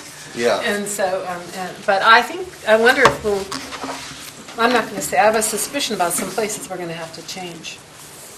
Okay, I'm done. On to environment. Well, wait a Or minute. miscellaneous, I'm Anybody else sorry. have anything else to say about, no? Paula? On miscellaneous, when Ohio University's fuel, they changed the way they're doing their fuel cards and became a swipe card. They have just now, today, we've received a couple of days in August, all of September, and all of October's fuel bills. That means we have that to pay, and next month we'll, of course, have this month to pay, also in this year. There's concern, and Ray was just now looking into it, whether or not we're going to need additional appropriations for some of these departments for the gas. So what you were looking at is thinking, gee, we've got some extra money here. we don't think that's going to be the case. And fuel, Actually, specifically fuel. Yeah, I was thinking that what we would do is probably take the amount between what was appropriated and what was expended this year and add it to our estimates for next year. I think we talked about that before Paula came in. So in other words, we'd save that money for payment of those bills in the future. It would be preferable to actually get it all done before the end of the year. Oh, yes. Well, if you can do that, all the better. I mean, ideally, the auditor would like us to actually encumber December's, right? Yes. Well, then And do that it. we pay out in January to show a true year. Yeah, I was not counting on any carryover in those areas. Does that work for the state auditors with the thing they want to have happen with zeroing Yeah. things out? What- Well, encumbrances should be okay. Okay. No, yeah, but when you are expecting bills for December, you have to have a purchase order or an encumbrance in place prior to December. And when you make the payment for the December bills, it will be in the following year. But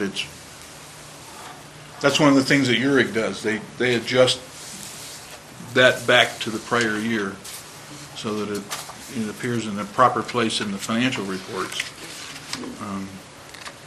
We've run into trouble in past years because we've had large amounts of expenditures that were made say in 2007, for which there were no encumbrances against the fund balance. So the next year, we thought we had $100,000 or $150,000 more in that fund than we really did. Because once we found out that we didn't have the encumbrances in place, then we had to do ordinances with council, and encumber the current year's money to pay for the last year's bill. So we don't want to do that anymore. Ray, in the private sector, we call it an accrual. Yes. And you're used to getting these bills every month, and when they don't show up, you always plug in, the average year-to-date number for that month, so that you know that where you are in the budget, and, that you may be getting into trouble and you've got to cut back and so. Do we not have some kind of a system that's allowing that to happen? Well, I guess the question becomes, who's responsible for doing the tracking? I mean, we try to point things out to department heads or to the mayor or to whomever, but it's primarily a matter of budgeting. So whoever is responsible for executing the budget should be tracking it and making sure that they're getting their bills paid. And if the invoice isn't coming in, calling somebody and saying, hey, I've got to pay your bill, where is it? And when you're talking about something as significant as a bill like that, I would think as each department head is reviewing their monthly reports, that would show up and they'd think, oh, whoa, Yeah. where is this? Yeah. Because And now hopefully we're talking we've got 3 some months. things in place now to avoid that between the mayor's office and the auditor's office. We're going to try to ride herd over it. Okay. You're going to have it in your budget, right? I mean, you're going to watch it in the budget, right? For utilities, at least. We're going to try to watch everything, yeah. Yeah, but the utilities part, yeah. Part of the system, the bills for the gasoline from OU got slowed down quite a bit. There was a period in August, actually, where the pumps, they changed over their system, their billing system, their card system for carrying it over. And that got that messed up a little bit. July, we just resolved, there was a discrepancy we had to go through. We really don't get the bill in a form that's easy to actually find out what goes wrong when it does go wrong. We can have a certain amount of money, a listing of this type of stuff. We could actually get a listing of the cards and the cars, but the total doesn't match up sometimes. And that's, I think we had, I think a chart was showing me where one gas tank absorbed 1,000 gallons for some reason. I don't know what car hold 1,000 gallons, but that shows you something wrong. Several people using the same card, obviously. Well, that's all at the same time, though. That doesn't, that's the question. Yeah. So these are the things we have to look at when we're doing Zero this. problem. The other one, in terms of the other problem we have is, of course, is the bus transit system, which we were running 3 months behind in the start this year. So we have budget deficits in that right now, just because we paid last year's bills with this year's money. So this is an ongoing action. So do we have to pick up that 160,000 for the bus system this year? It'd be nice. Or further behind. And I hear what you're saying, Bill, absolutely. You should be, everybody should be looking at their budget, and we tell them that every month, and making sure that, gee, all of a sudden I have a $24,000 windfall. Well, that's probably your gas bill right there, or your fuel bill. And why is that not here? And boy, can we, Which is, yeah. I think, some of the discussion that's been going on with the auditor's office about a centralized utility billing, and I think that would be beneficial. Yeah, I can't understand how we got to the system that we have now, and it goes back at least 2 mayors prior to you that I'm aware of. But there's no point in utility bills bouncing to all the desks before they get paid. You usually don't have enough time for everybody to look at it and 2 people to misplace it before it gets paid. Yeah, and I've talked to Kathy about it here in the last day or so, and there are some concerns that we have to cover too with the state auditors about where and how the bills could be processed in a centralized location, so we avoid any problem with conflict of interest. So, A need for checks and balances. yeah, Can't you know, just be it funneled may into not one be person at one acceptable for time. the auditor's office to do this, so, well, but we'll find another place to do it. So. Okay. Let's put it to council, huh? No. No. Debbie do this? I'd rather... Debbie can do I'd rather be anything. critical of others than be responsible Debbie can for it. do- I'm sorry. It's But so the much, other, the thing is, so that much more fun. we do have a $160,000 shortfall in the gas budget in the bus system. Don't you think we should take care of it this year? If you've got the Would you? money. I don't have the money personally. We'll look at the... I mean, it will, And I had one other smaller request. it's not 160,000? No, it's probably about, what did I decide? About $10,500 for the street department to go to professional services and also training. That these are bills that will be due to pay up through the end of the year. Ray's working with me on trying to locate that, but in case we can't, it'll be before you for additional appropriation.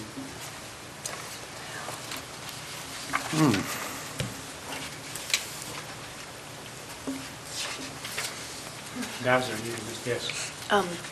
What this makes me think of, this conversation, is that at the end of the year last year, knowing that we were going through a transition in the administration, our appropriation was really lean in, we put in the salaries and we put in kind of bare bones for utilities and for 200 and 300 series because we knew that there may be some changes, there may be some evaluation of priorities. So we may want to look back also at the appropriation from the year before, because we've had a lot of these conversations where things have come up, when you said the professional services and training, where we had intentionally an extremely lean budget at the end of the year last year. We need to do a little reality check about, what those lines looked like the year before, as we're weighing the priorities going into the next year's budget. Once again, say this is probably your best source. They're pretty, other than lean, I would probably say random, except that's a misuse of the word. But it's strange and wondrous. That's another word I would use for the way things are compared year to year. Good point. Shall we move on? Mayor Wyatt. I'm sorry. Again, the tendency is trying to make the budget lean, just so we know what we have for the carryover, so we can actually, we have to stay within our resources, certified resources. The question always arises, can we anticipate before the halfway point of what's going to cost? And that's always going to be a difficult call. Some things, I'm finding some things are very seasonal, some things don't come to the, uniforms or longevity or even gas bills. They come at certain points of time. I mean, natural gas, we're not going to get a whole use of that during the summer, so the idea is it will oscillate in terms of use. And therefore they say, okay, we can pick a halfway point, which is what we're doing in June, and try and double it is not reflective of what's going on. And as I say, I have a tendency to try working out the numbers. I got kind of, if you notice what I gave out was done at 6:54, so it's still a work in progress. I seem to recall Rick doing the same thing, to tell you the truth. Deja vu here. But the fact is that trying to monitor what's been going on from year to year is not always easy because you have capital costs sometimes put in, and they fall into services for some strange reason. We don't always parse out the capital cost of what we're spending money on, which is kind of surprising because I go look back at these things and I say, okay, what was this spent for? And in some cases, it's a one-shot expense. In other cases, I want to be sure that it is an ongoing expense. So this is what I'm working on. Well, you make your recommendations to us, and we'll have to get it sorted out. I'll hope to annotate it so it makes sense to you. That's what I would also note, as Debbie suggested, she's absolutely right, the training line in streets was 1/3 of what it was the year before. And that would compare to other places where it's twice as much as it was the year before. So, yeah. If there's money, I bet, in other admin, though, you could probably expend. I bet. We haven't looked into But I mean, that would be detail. someplace you could spend for that purpose. Couldn't you? Yeah. I bet it's I done. anticipate trying to get some, I look at training and travel as two areas, and I realize I didn't do much of it this year because I was busy doing things in the city. But again, we'll have new code officers online, we'll have eventually an ASTI online, so there's going to be training and travel aspects of that too. We'll find the bucks, I guess. We can cut something else. Yes, that too.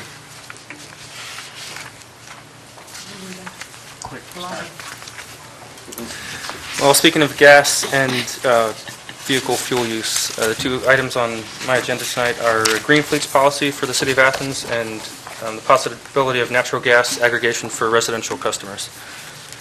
The green fleets policy is something I've been working on for a while now, and I'd like to get it in place by the end of the year if possible. This is really an effort to decrease fuel use by city vehicles, decrease the use of petroleum-based fuels so we can move towards alternative fuels, biodiesel and others. And also, the effect will be to save the city money in the long run and also to make us more environmentally friendly as a city.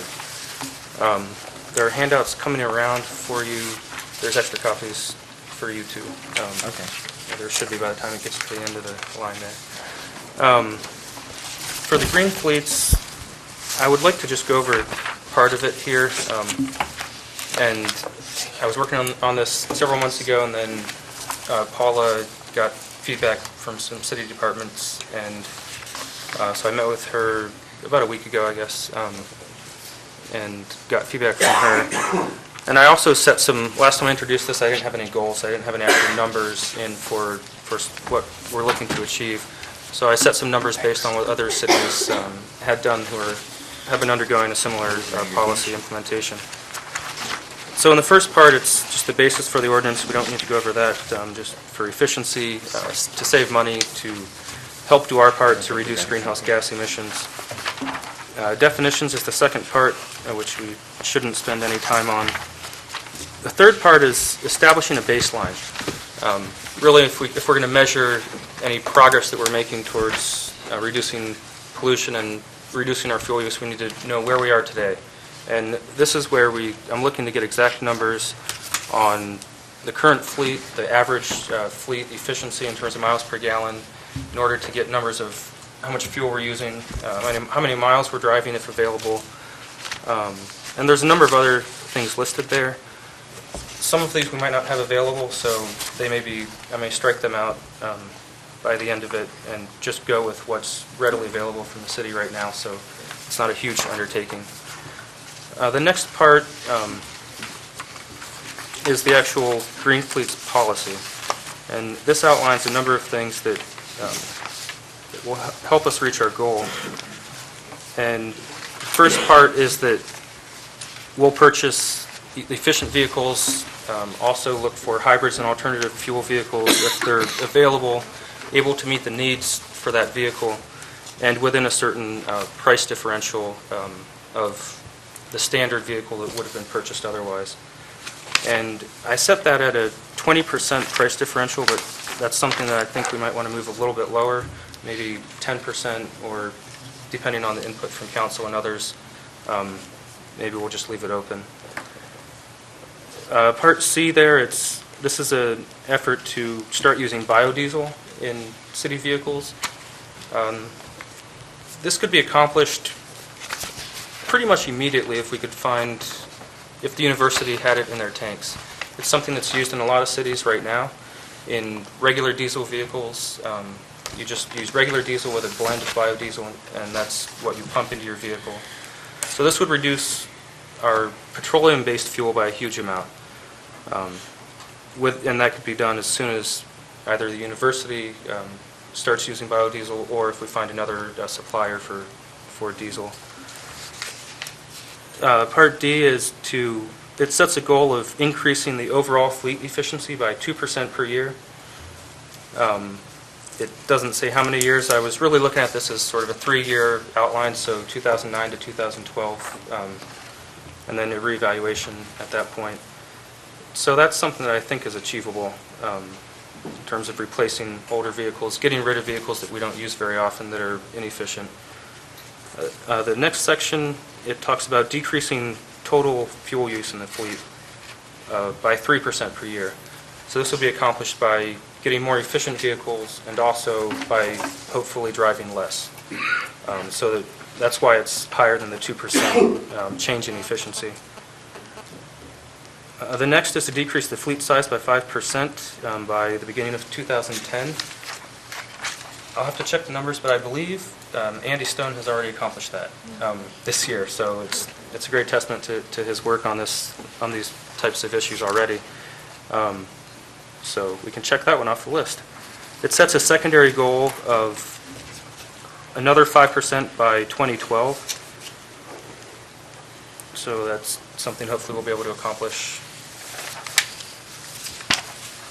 The last section is to retrofit our diesel vehicles that are the older diesel vehicles that produce the most amount of pollution. They have the greatest impact on local air quality due to particulate emissions and other emissions. This sets a goal to retrofit those with pollution capturing devices that are more modern. It sets a deadline of 2012. I think Columbus just recently did this to 100% of their diesel vehicles, and they did it within a year. So I think that's something that we should shoot for and that we could definitely achieve. In terms of implementing these different goals, the next section outlines about a dozen different ways that we can accomplish these goals. One of them is a identification of older vehicles, which is already underway, so that we can eliminate inefficient vehicles that aren't driven very often. There's an anti-idling policy that I would like to see the city put in place. This doesn't specify many conditions.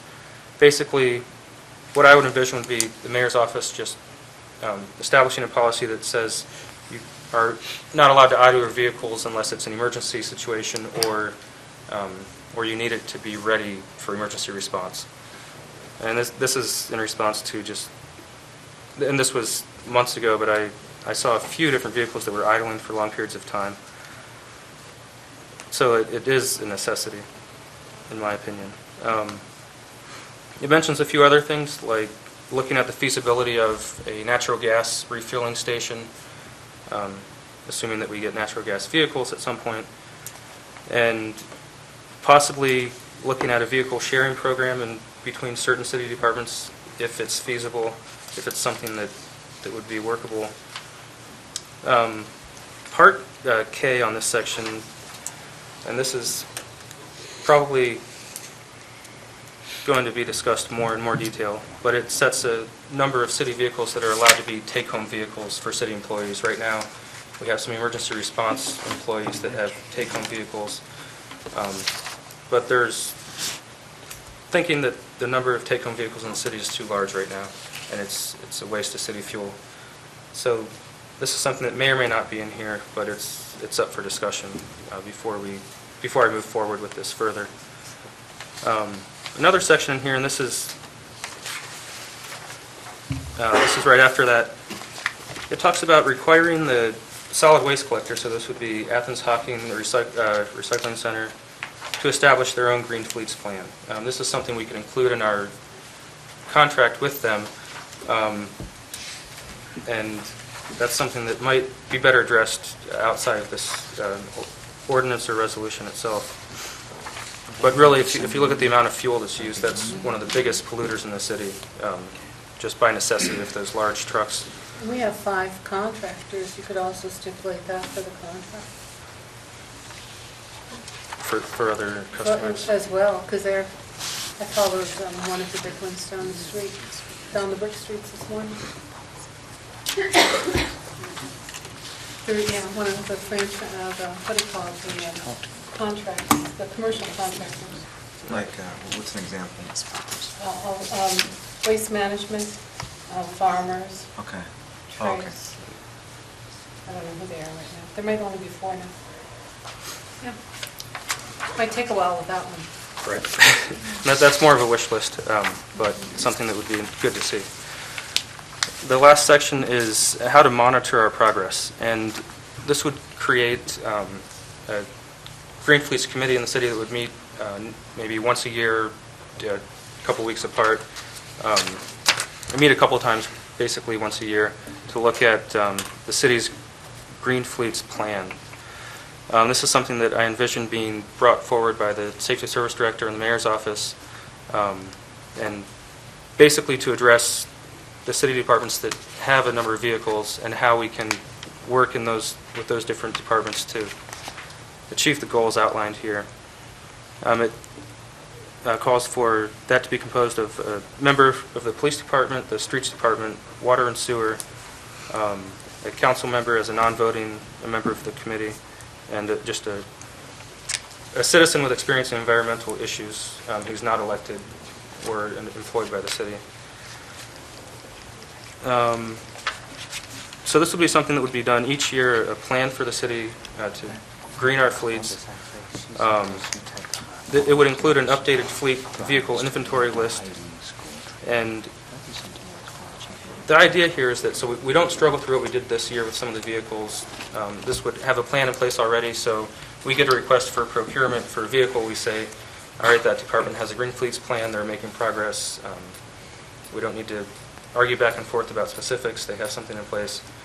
And so it's envisioned they would get the vehicles that they were requesting. And does anyone have any questions or comments? Thank you. So on one level, you're envisioning this plan as empowering to different departments as well, because we won't be nitpicking here on council when a request is made. So on one level, that's how you envision this. That's one of the benefits of it, I think, or it can be. Regarding some of the limitations on vehicles that went home, I think it was item K under section 5, you're noting 4 vehicles. Would that include or exclude the ones that, for instance, like I think the police and fire, right? That include, is that 4 is inclusive of them or exclusive? I was looking at citywide. It was just a low number that I threw in there, so that's up for discussion. So how many go home now? Is it 7, 8, or 9? I don't have a number. Depends who you ask. Is it? Do you guys know? How many go home? She's working on it. Yes, we know who takes them home. You're asking me for it. Actually, Paula's working on it. Maybe I ought to give her a couple weeks and see what she comes up with. I was pretty pleased to hear what she was planning to do myself, and you know I'm a hardcore case on this. Okay. Thank you. We've got at least, what, 9? Good. Okay. Pressure's on, you can tell them. Debbie, did you have Yeah, some comments? first of all, thank you for the work that you've put into this and the attention and just thoughtfulness of this process. I think that something like this is going to allow there to be more coherence and, just a clear path to making progress on this issue. So I really appreciate the work that you've done. I had a couple questions in the part, section F under Green Fleet's policy, just around the 10%. I want us to be cautious that these numbers aren't arbitrary. I'd want us to look at what are the number of vehicles and their uses, because clearly the police department, the fire department, specialty trucks that the street Right. department has have really specific purposes, and we can't just have an arbitrary, goal there. We have to look at the needs of the different departments in terms Absolutely. of safety and city services. And like I said, the first goal of 5% by 2010 has already been achieved just this year. We're looking at a number of, so 5 additional percent would be a relatively small number of vehicles, maybe 7 vehicles total, 6 or 7. But I can get more concrete information on the numbers there. And again, these are goals. Right, and they may be older vehicles that are lurking, that don't get used very much, and, Right. it may be something that's easy for us to achieve, and I just don't want it to cut into the important services. No, I don't envision that at all, and that it would not be implemented that way. The second comment is just with the anti-idling policy. I think if you want something like that in there, we need to define it. That's what I know. Whether it's got some kind of time frame or it's not in the definitions, and I can see it being, subject to a lot of interpretation. Is a police car watching for speeders on Court Street that has to keep its engine running, to have all the equipment running? Is that idling, and do we want to stop that? I mean, those are the kind of things obviously we can't. Just directly related to that, I was looking to give a lot of discretion to the department heads and the employees themselves in terms of them making the call. I don't know when a police vehicle needs to be on for an emergency response. I don't think it's right for us to make that judgment call. But it's something that I'll look at possibly having a couple more details in there. Sure. I just wanted to mention, or ask a question about the idling. I have never owned a diesel vehicle, but I was under the impression that in really cold weather, it's not a good idea to turn them off if you want to use them more that day, that they just don't start very well in cold weather. So that was one thing I was just wondering about. Is that true? It is. For very large trucks, I know my brother is a truck driver now. Whether, my guess would be that might be the case for a large fire engine or something, but, it is true. Yeah, I think that is true for a lot of vehicles, and I would think this could be written in a way that it exempts normal vehicle use, which that would fall under if it's necessary to keep it ready or to keep the engine warm, so it's able to be fired right up and used. Jim? Just in general, some time ago when we were discussing purchasing some hybrid vehicles for different departments, I expressed my concern that we needed exactly this, a policy for the green fleets, and so thank you very much for putting this proposal together. I just think that we need to look at, as you've already alluded, some of the definitions and some of the exact amounts need to be worked out with lots more discussion. But here we have the blueprint for something that I think is necessary for going forward. Thank you. And before I go to you, Paula, one of the biggest questions that I have is whether or not this should be brought forward as an ordinance or a resolution.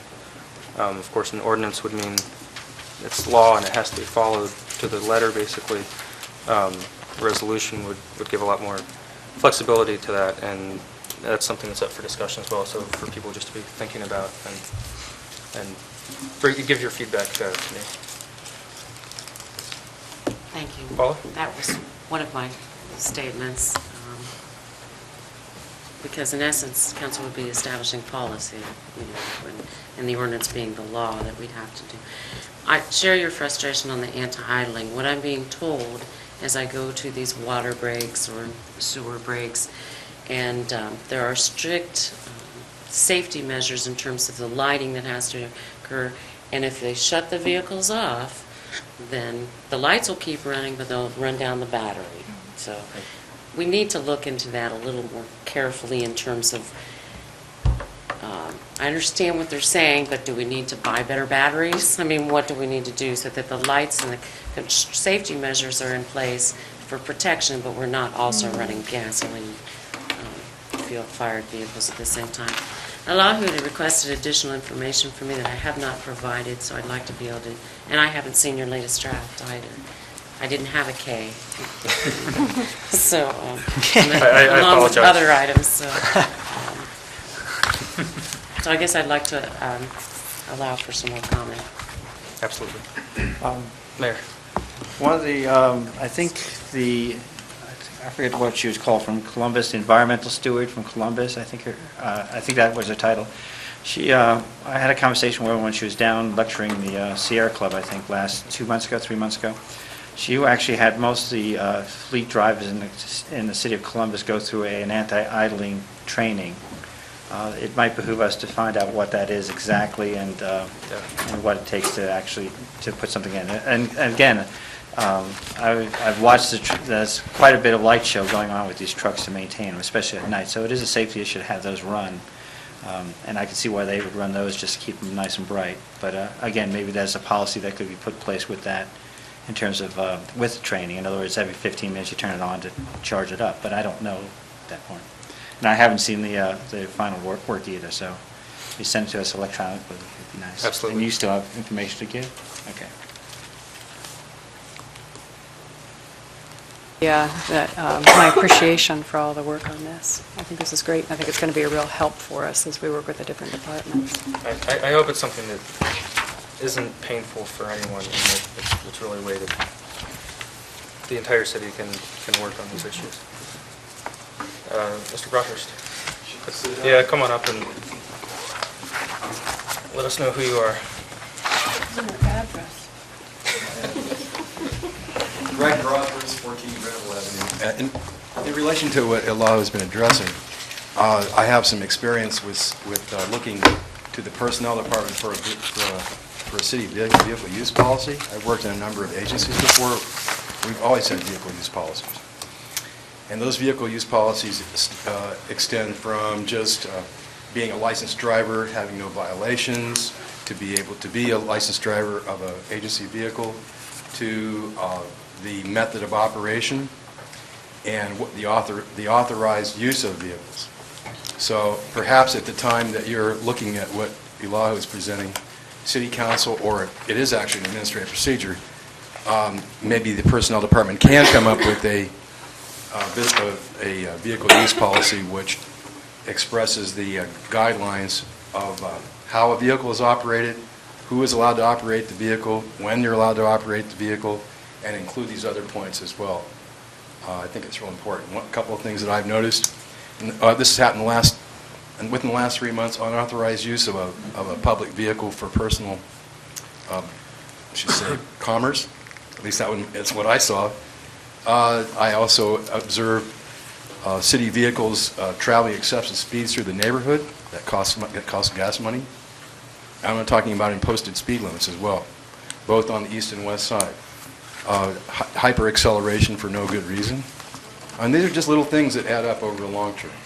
So if we don't already have a vehicle use policy, I suggest the city of Athens adopt one which becomes administered through the department. I mean, in essence, initially through the safety service director, and then through the departments, and followed very explicitly, because there may be some people out there that actually aren't qualified to drive these vehicles too. We don't know unless you do a background check.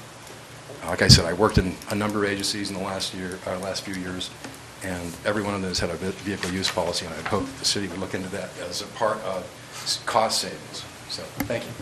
Thank you.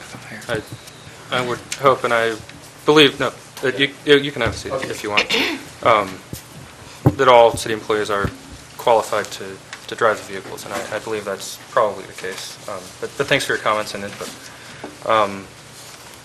Anything else before I move on? Yeah. Thank you, Elahu. I also, besides applauding your efforts as well, wanted to acknowledge, along with Andy Stone's efforts to cut the fleet, I spoke earlier today with Rich Campitelli, Director of Arts, Parks, and Recreation, and his efforts to cut some of their fleet size. I know that they've limited one vehicle, and they're looking at cutting the second vehicle that they have access to. So I think, again, these are efforts that department heads are being mindful of and are working on, so it's good. Yeah, and when we eliminate a vehicle, we're not paying insurance on that either anymore, so it's Right. it really, the cost savings can add up. Anything else? Okay, I would like to move on to natural gas aggregation. This is something that I sort of mentioned earlier in the year, and I've been looking into in more detail recently.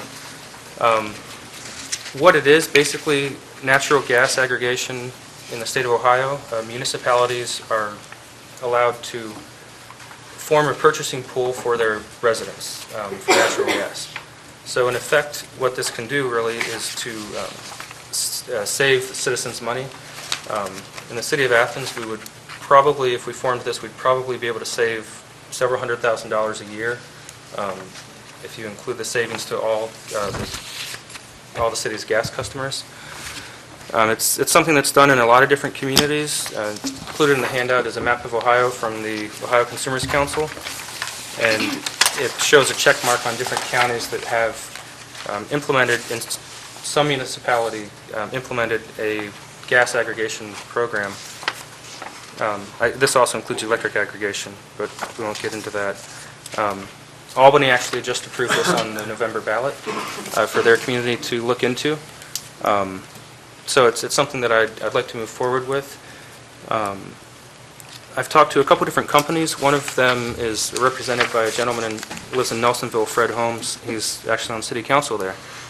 He works for an energy company, and his job is to implement these government aggregation programs. He's going to come speak to council on, tentatively set for December 8th, if we have a committee meeting that date. So he'll be able to answer questions to provide more details on what this would entail. I've also been in touch with the Ohio Consumers Council, and they have an education outreach specialist who's, if we do get pass an ordinance or resolution to put this issue on the ballot, because it has to be approved by ballot before the city can act on it. Someone from the Ohio Consumers Council will come down in spring before the election to hold a public hearing and an educational session to help educate our citizens on what this would be. The process of the aggregation is that council would bring forward a resolution or an ordinance to put something on the ballot, the May primary. For the May primary, that issue would allow the city to look into natural gas aggregation and form a natural gas aggregation program. The city would then, if it were to pass, negotiate with suppliers to get the best rate that we can get. And after that, there are a couple more administrative things that happen. There's an option to opt out of the city's buying pool if you want to stay with your own supplier, or if you don't have an alternate supplier, if you want to stay with Columbia Gas as your gas supplier. This really doesn't make any change to the customer in terms of their service, in terms of who maintains the gas lines.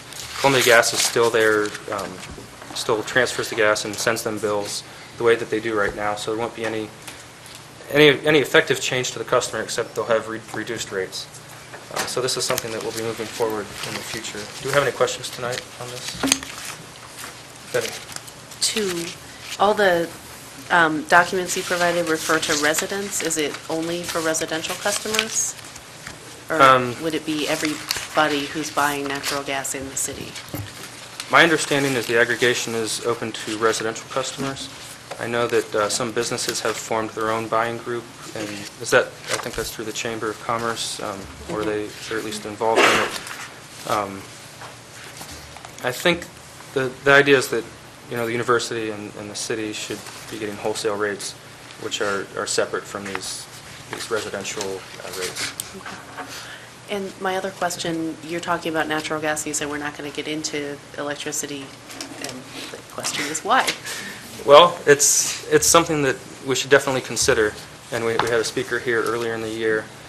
Right now, the rates that you can get as an aggregation are higher than the rates for electricity. Not for natural gas, this isn't the case, but for electricity, if you form an aggregation, the rates that are available are actually higher than AEP's current rates.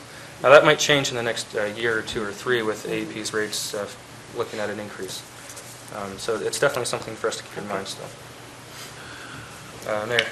If I remember, this has to do with the actual, aggregation-wise, has to do with more like the procurement of gas rather than distribution of gas in terms of components, what we get a reduction on. Is that the case? Exactly. Okay. So the part of your gas bill that goes to distribution, and I don't even know what, there's a few different things in there that you're paying for transmission. That will remain the same, remain with Columbia Gas and whatever rates Columbia Gas has. The part of the bill that goes towards the actual CCFs of natural gas would change, and that gas would be purchased basically by the buying group, and then that price would be reflected in everyone's purchasing bill. Okay, so we'll be moving forward with this by bringing in hopefully Fred Holmes to have further discussion on this, and we have a little bit of time. The deadline isn't until the middle of February to actually pass the resolution to get this on the ballot. So, and with that, I am finished unless anyone has miscellaneous. Okay. Seeing none, we'll call to order a special session of Athens City Council. We do have a quorum with all members present. Ordinance 12308, an ordinance authorizing design engineering of the Carpenter Street improvements, project number 243. Okay. Ordinances for first reading. Ordinance 12408, an ordinance suspending Athens City Code Section 7.05.03, continuous parking in the same location during the period from November 28, 08 until January 1st, 09, and declaring an emergency. Member Nisley. Mr. President, I make a motion that to amend amend this ordinance. Second. Okay. And the ordinance language would be changed, and in Section 1, the sentence would read that continuous parking in the same location is hereby suspended. We'll delete the words during the period, and it will say from Friday after Thanksgiving through 12 midnight on January 1st. So we'll leave that open. So that's how the new sentence, Section 1, should read. Further discussion on the amendment? All those in favor of the amendment? Aye. Aye. Opposed? The ordinance has been amended and read for the first time. Mr. President, I ask that we consider this ordinance under suspension of the rules. Second. Okay. Motion and second for suspension. Discussion on suspension only. Why are we suspending? We are suspending so that this can be enacted in time to take effect on the Friday after Thanksgiving. Any other discussion? All those in favor of suspension of the rules? Aye. Opposed? The rules are suspended. Mr. President, I move for approval of ordinance 012408. Second. Okay, and this is to suspend from, as described, from the Friday after Thanksgiving until January 1, the 24-hour parking rule on the streets. It will suspend it in allowing people to park longer than the 24 hours during that period of time. Is there further discussion? All those in favor? Aye. Opposed? Ordinance 12408 has been adopted. Ordinance 12508, an ordinance authorizing the mayor to enter into an LPA federal project agreement with the state of Ohio through the Director of Transportation for rehabilitation of State Routes 33 and 50 within the city of Athens and declaring an emergency. Again, Member Nisley. Mr. President, this piece of legislation, this ordinance, gives permission for the Ohio Department of Transportation to make improvements to the bypass that is within the city limits, and those improvements will take place during the spring and summer of 2009. Just a little bit of background information. The city, as I understand, has responsibility for minor repairs on these streets, but then the state has the responsibility for the major repairs. I further understand from information provided by Street Director Andy Stone that there will be restrictions on the roads during the spring and summer, but there will not be, he's made sure that there won't be any closures on certain dates. So what he's protected is that the closures will not occur on move-in or move-out day. Very good. On football game days, on Halloween, or on East State Street on Saturday. Oh, that's nice. So I thought that was very helpful. So We try, don't we? It's going to Contrary to popular belief. So it's going to provide rehabilitation by overlaying concrete pavement, as you can see, with asphalt concrete. It will include joint repair work on the ramps, guardrail, drainage, and regrading work. So you have an emergency clause, but you're not looking for suspension.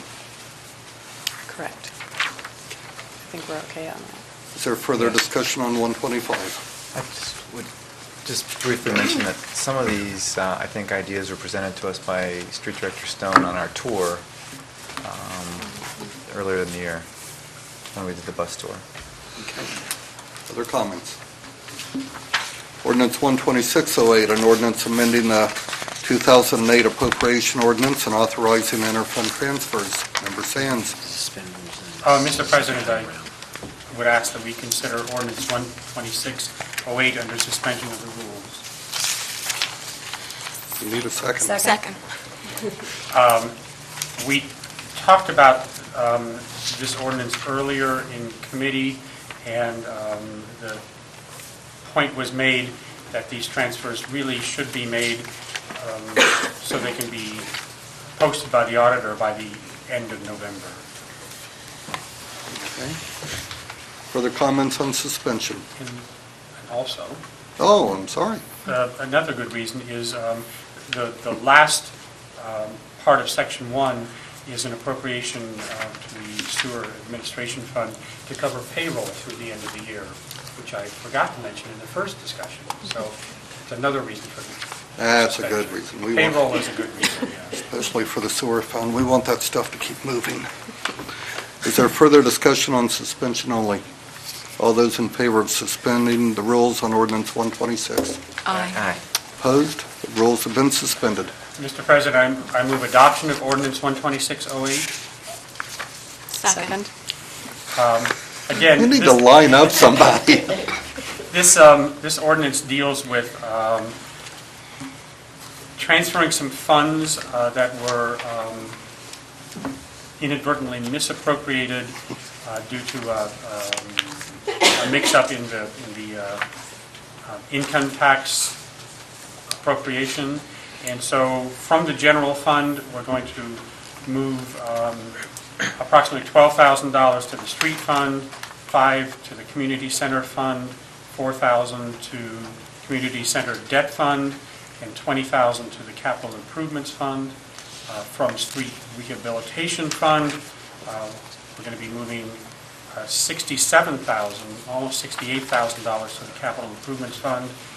And from the parking garage fund, where some prepayments on utility bills were stored, we're going to be moving $86,000 to the water fund, $61,000 to the sewer fund, $14,000 to the garbage fund.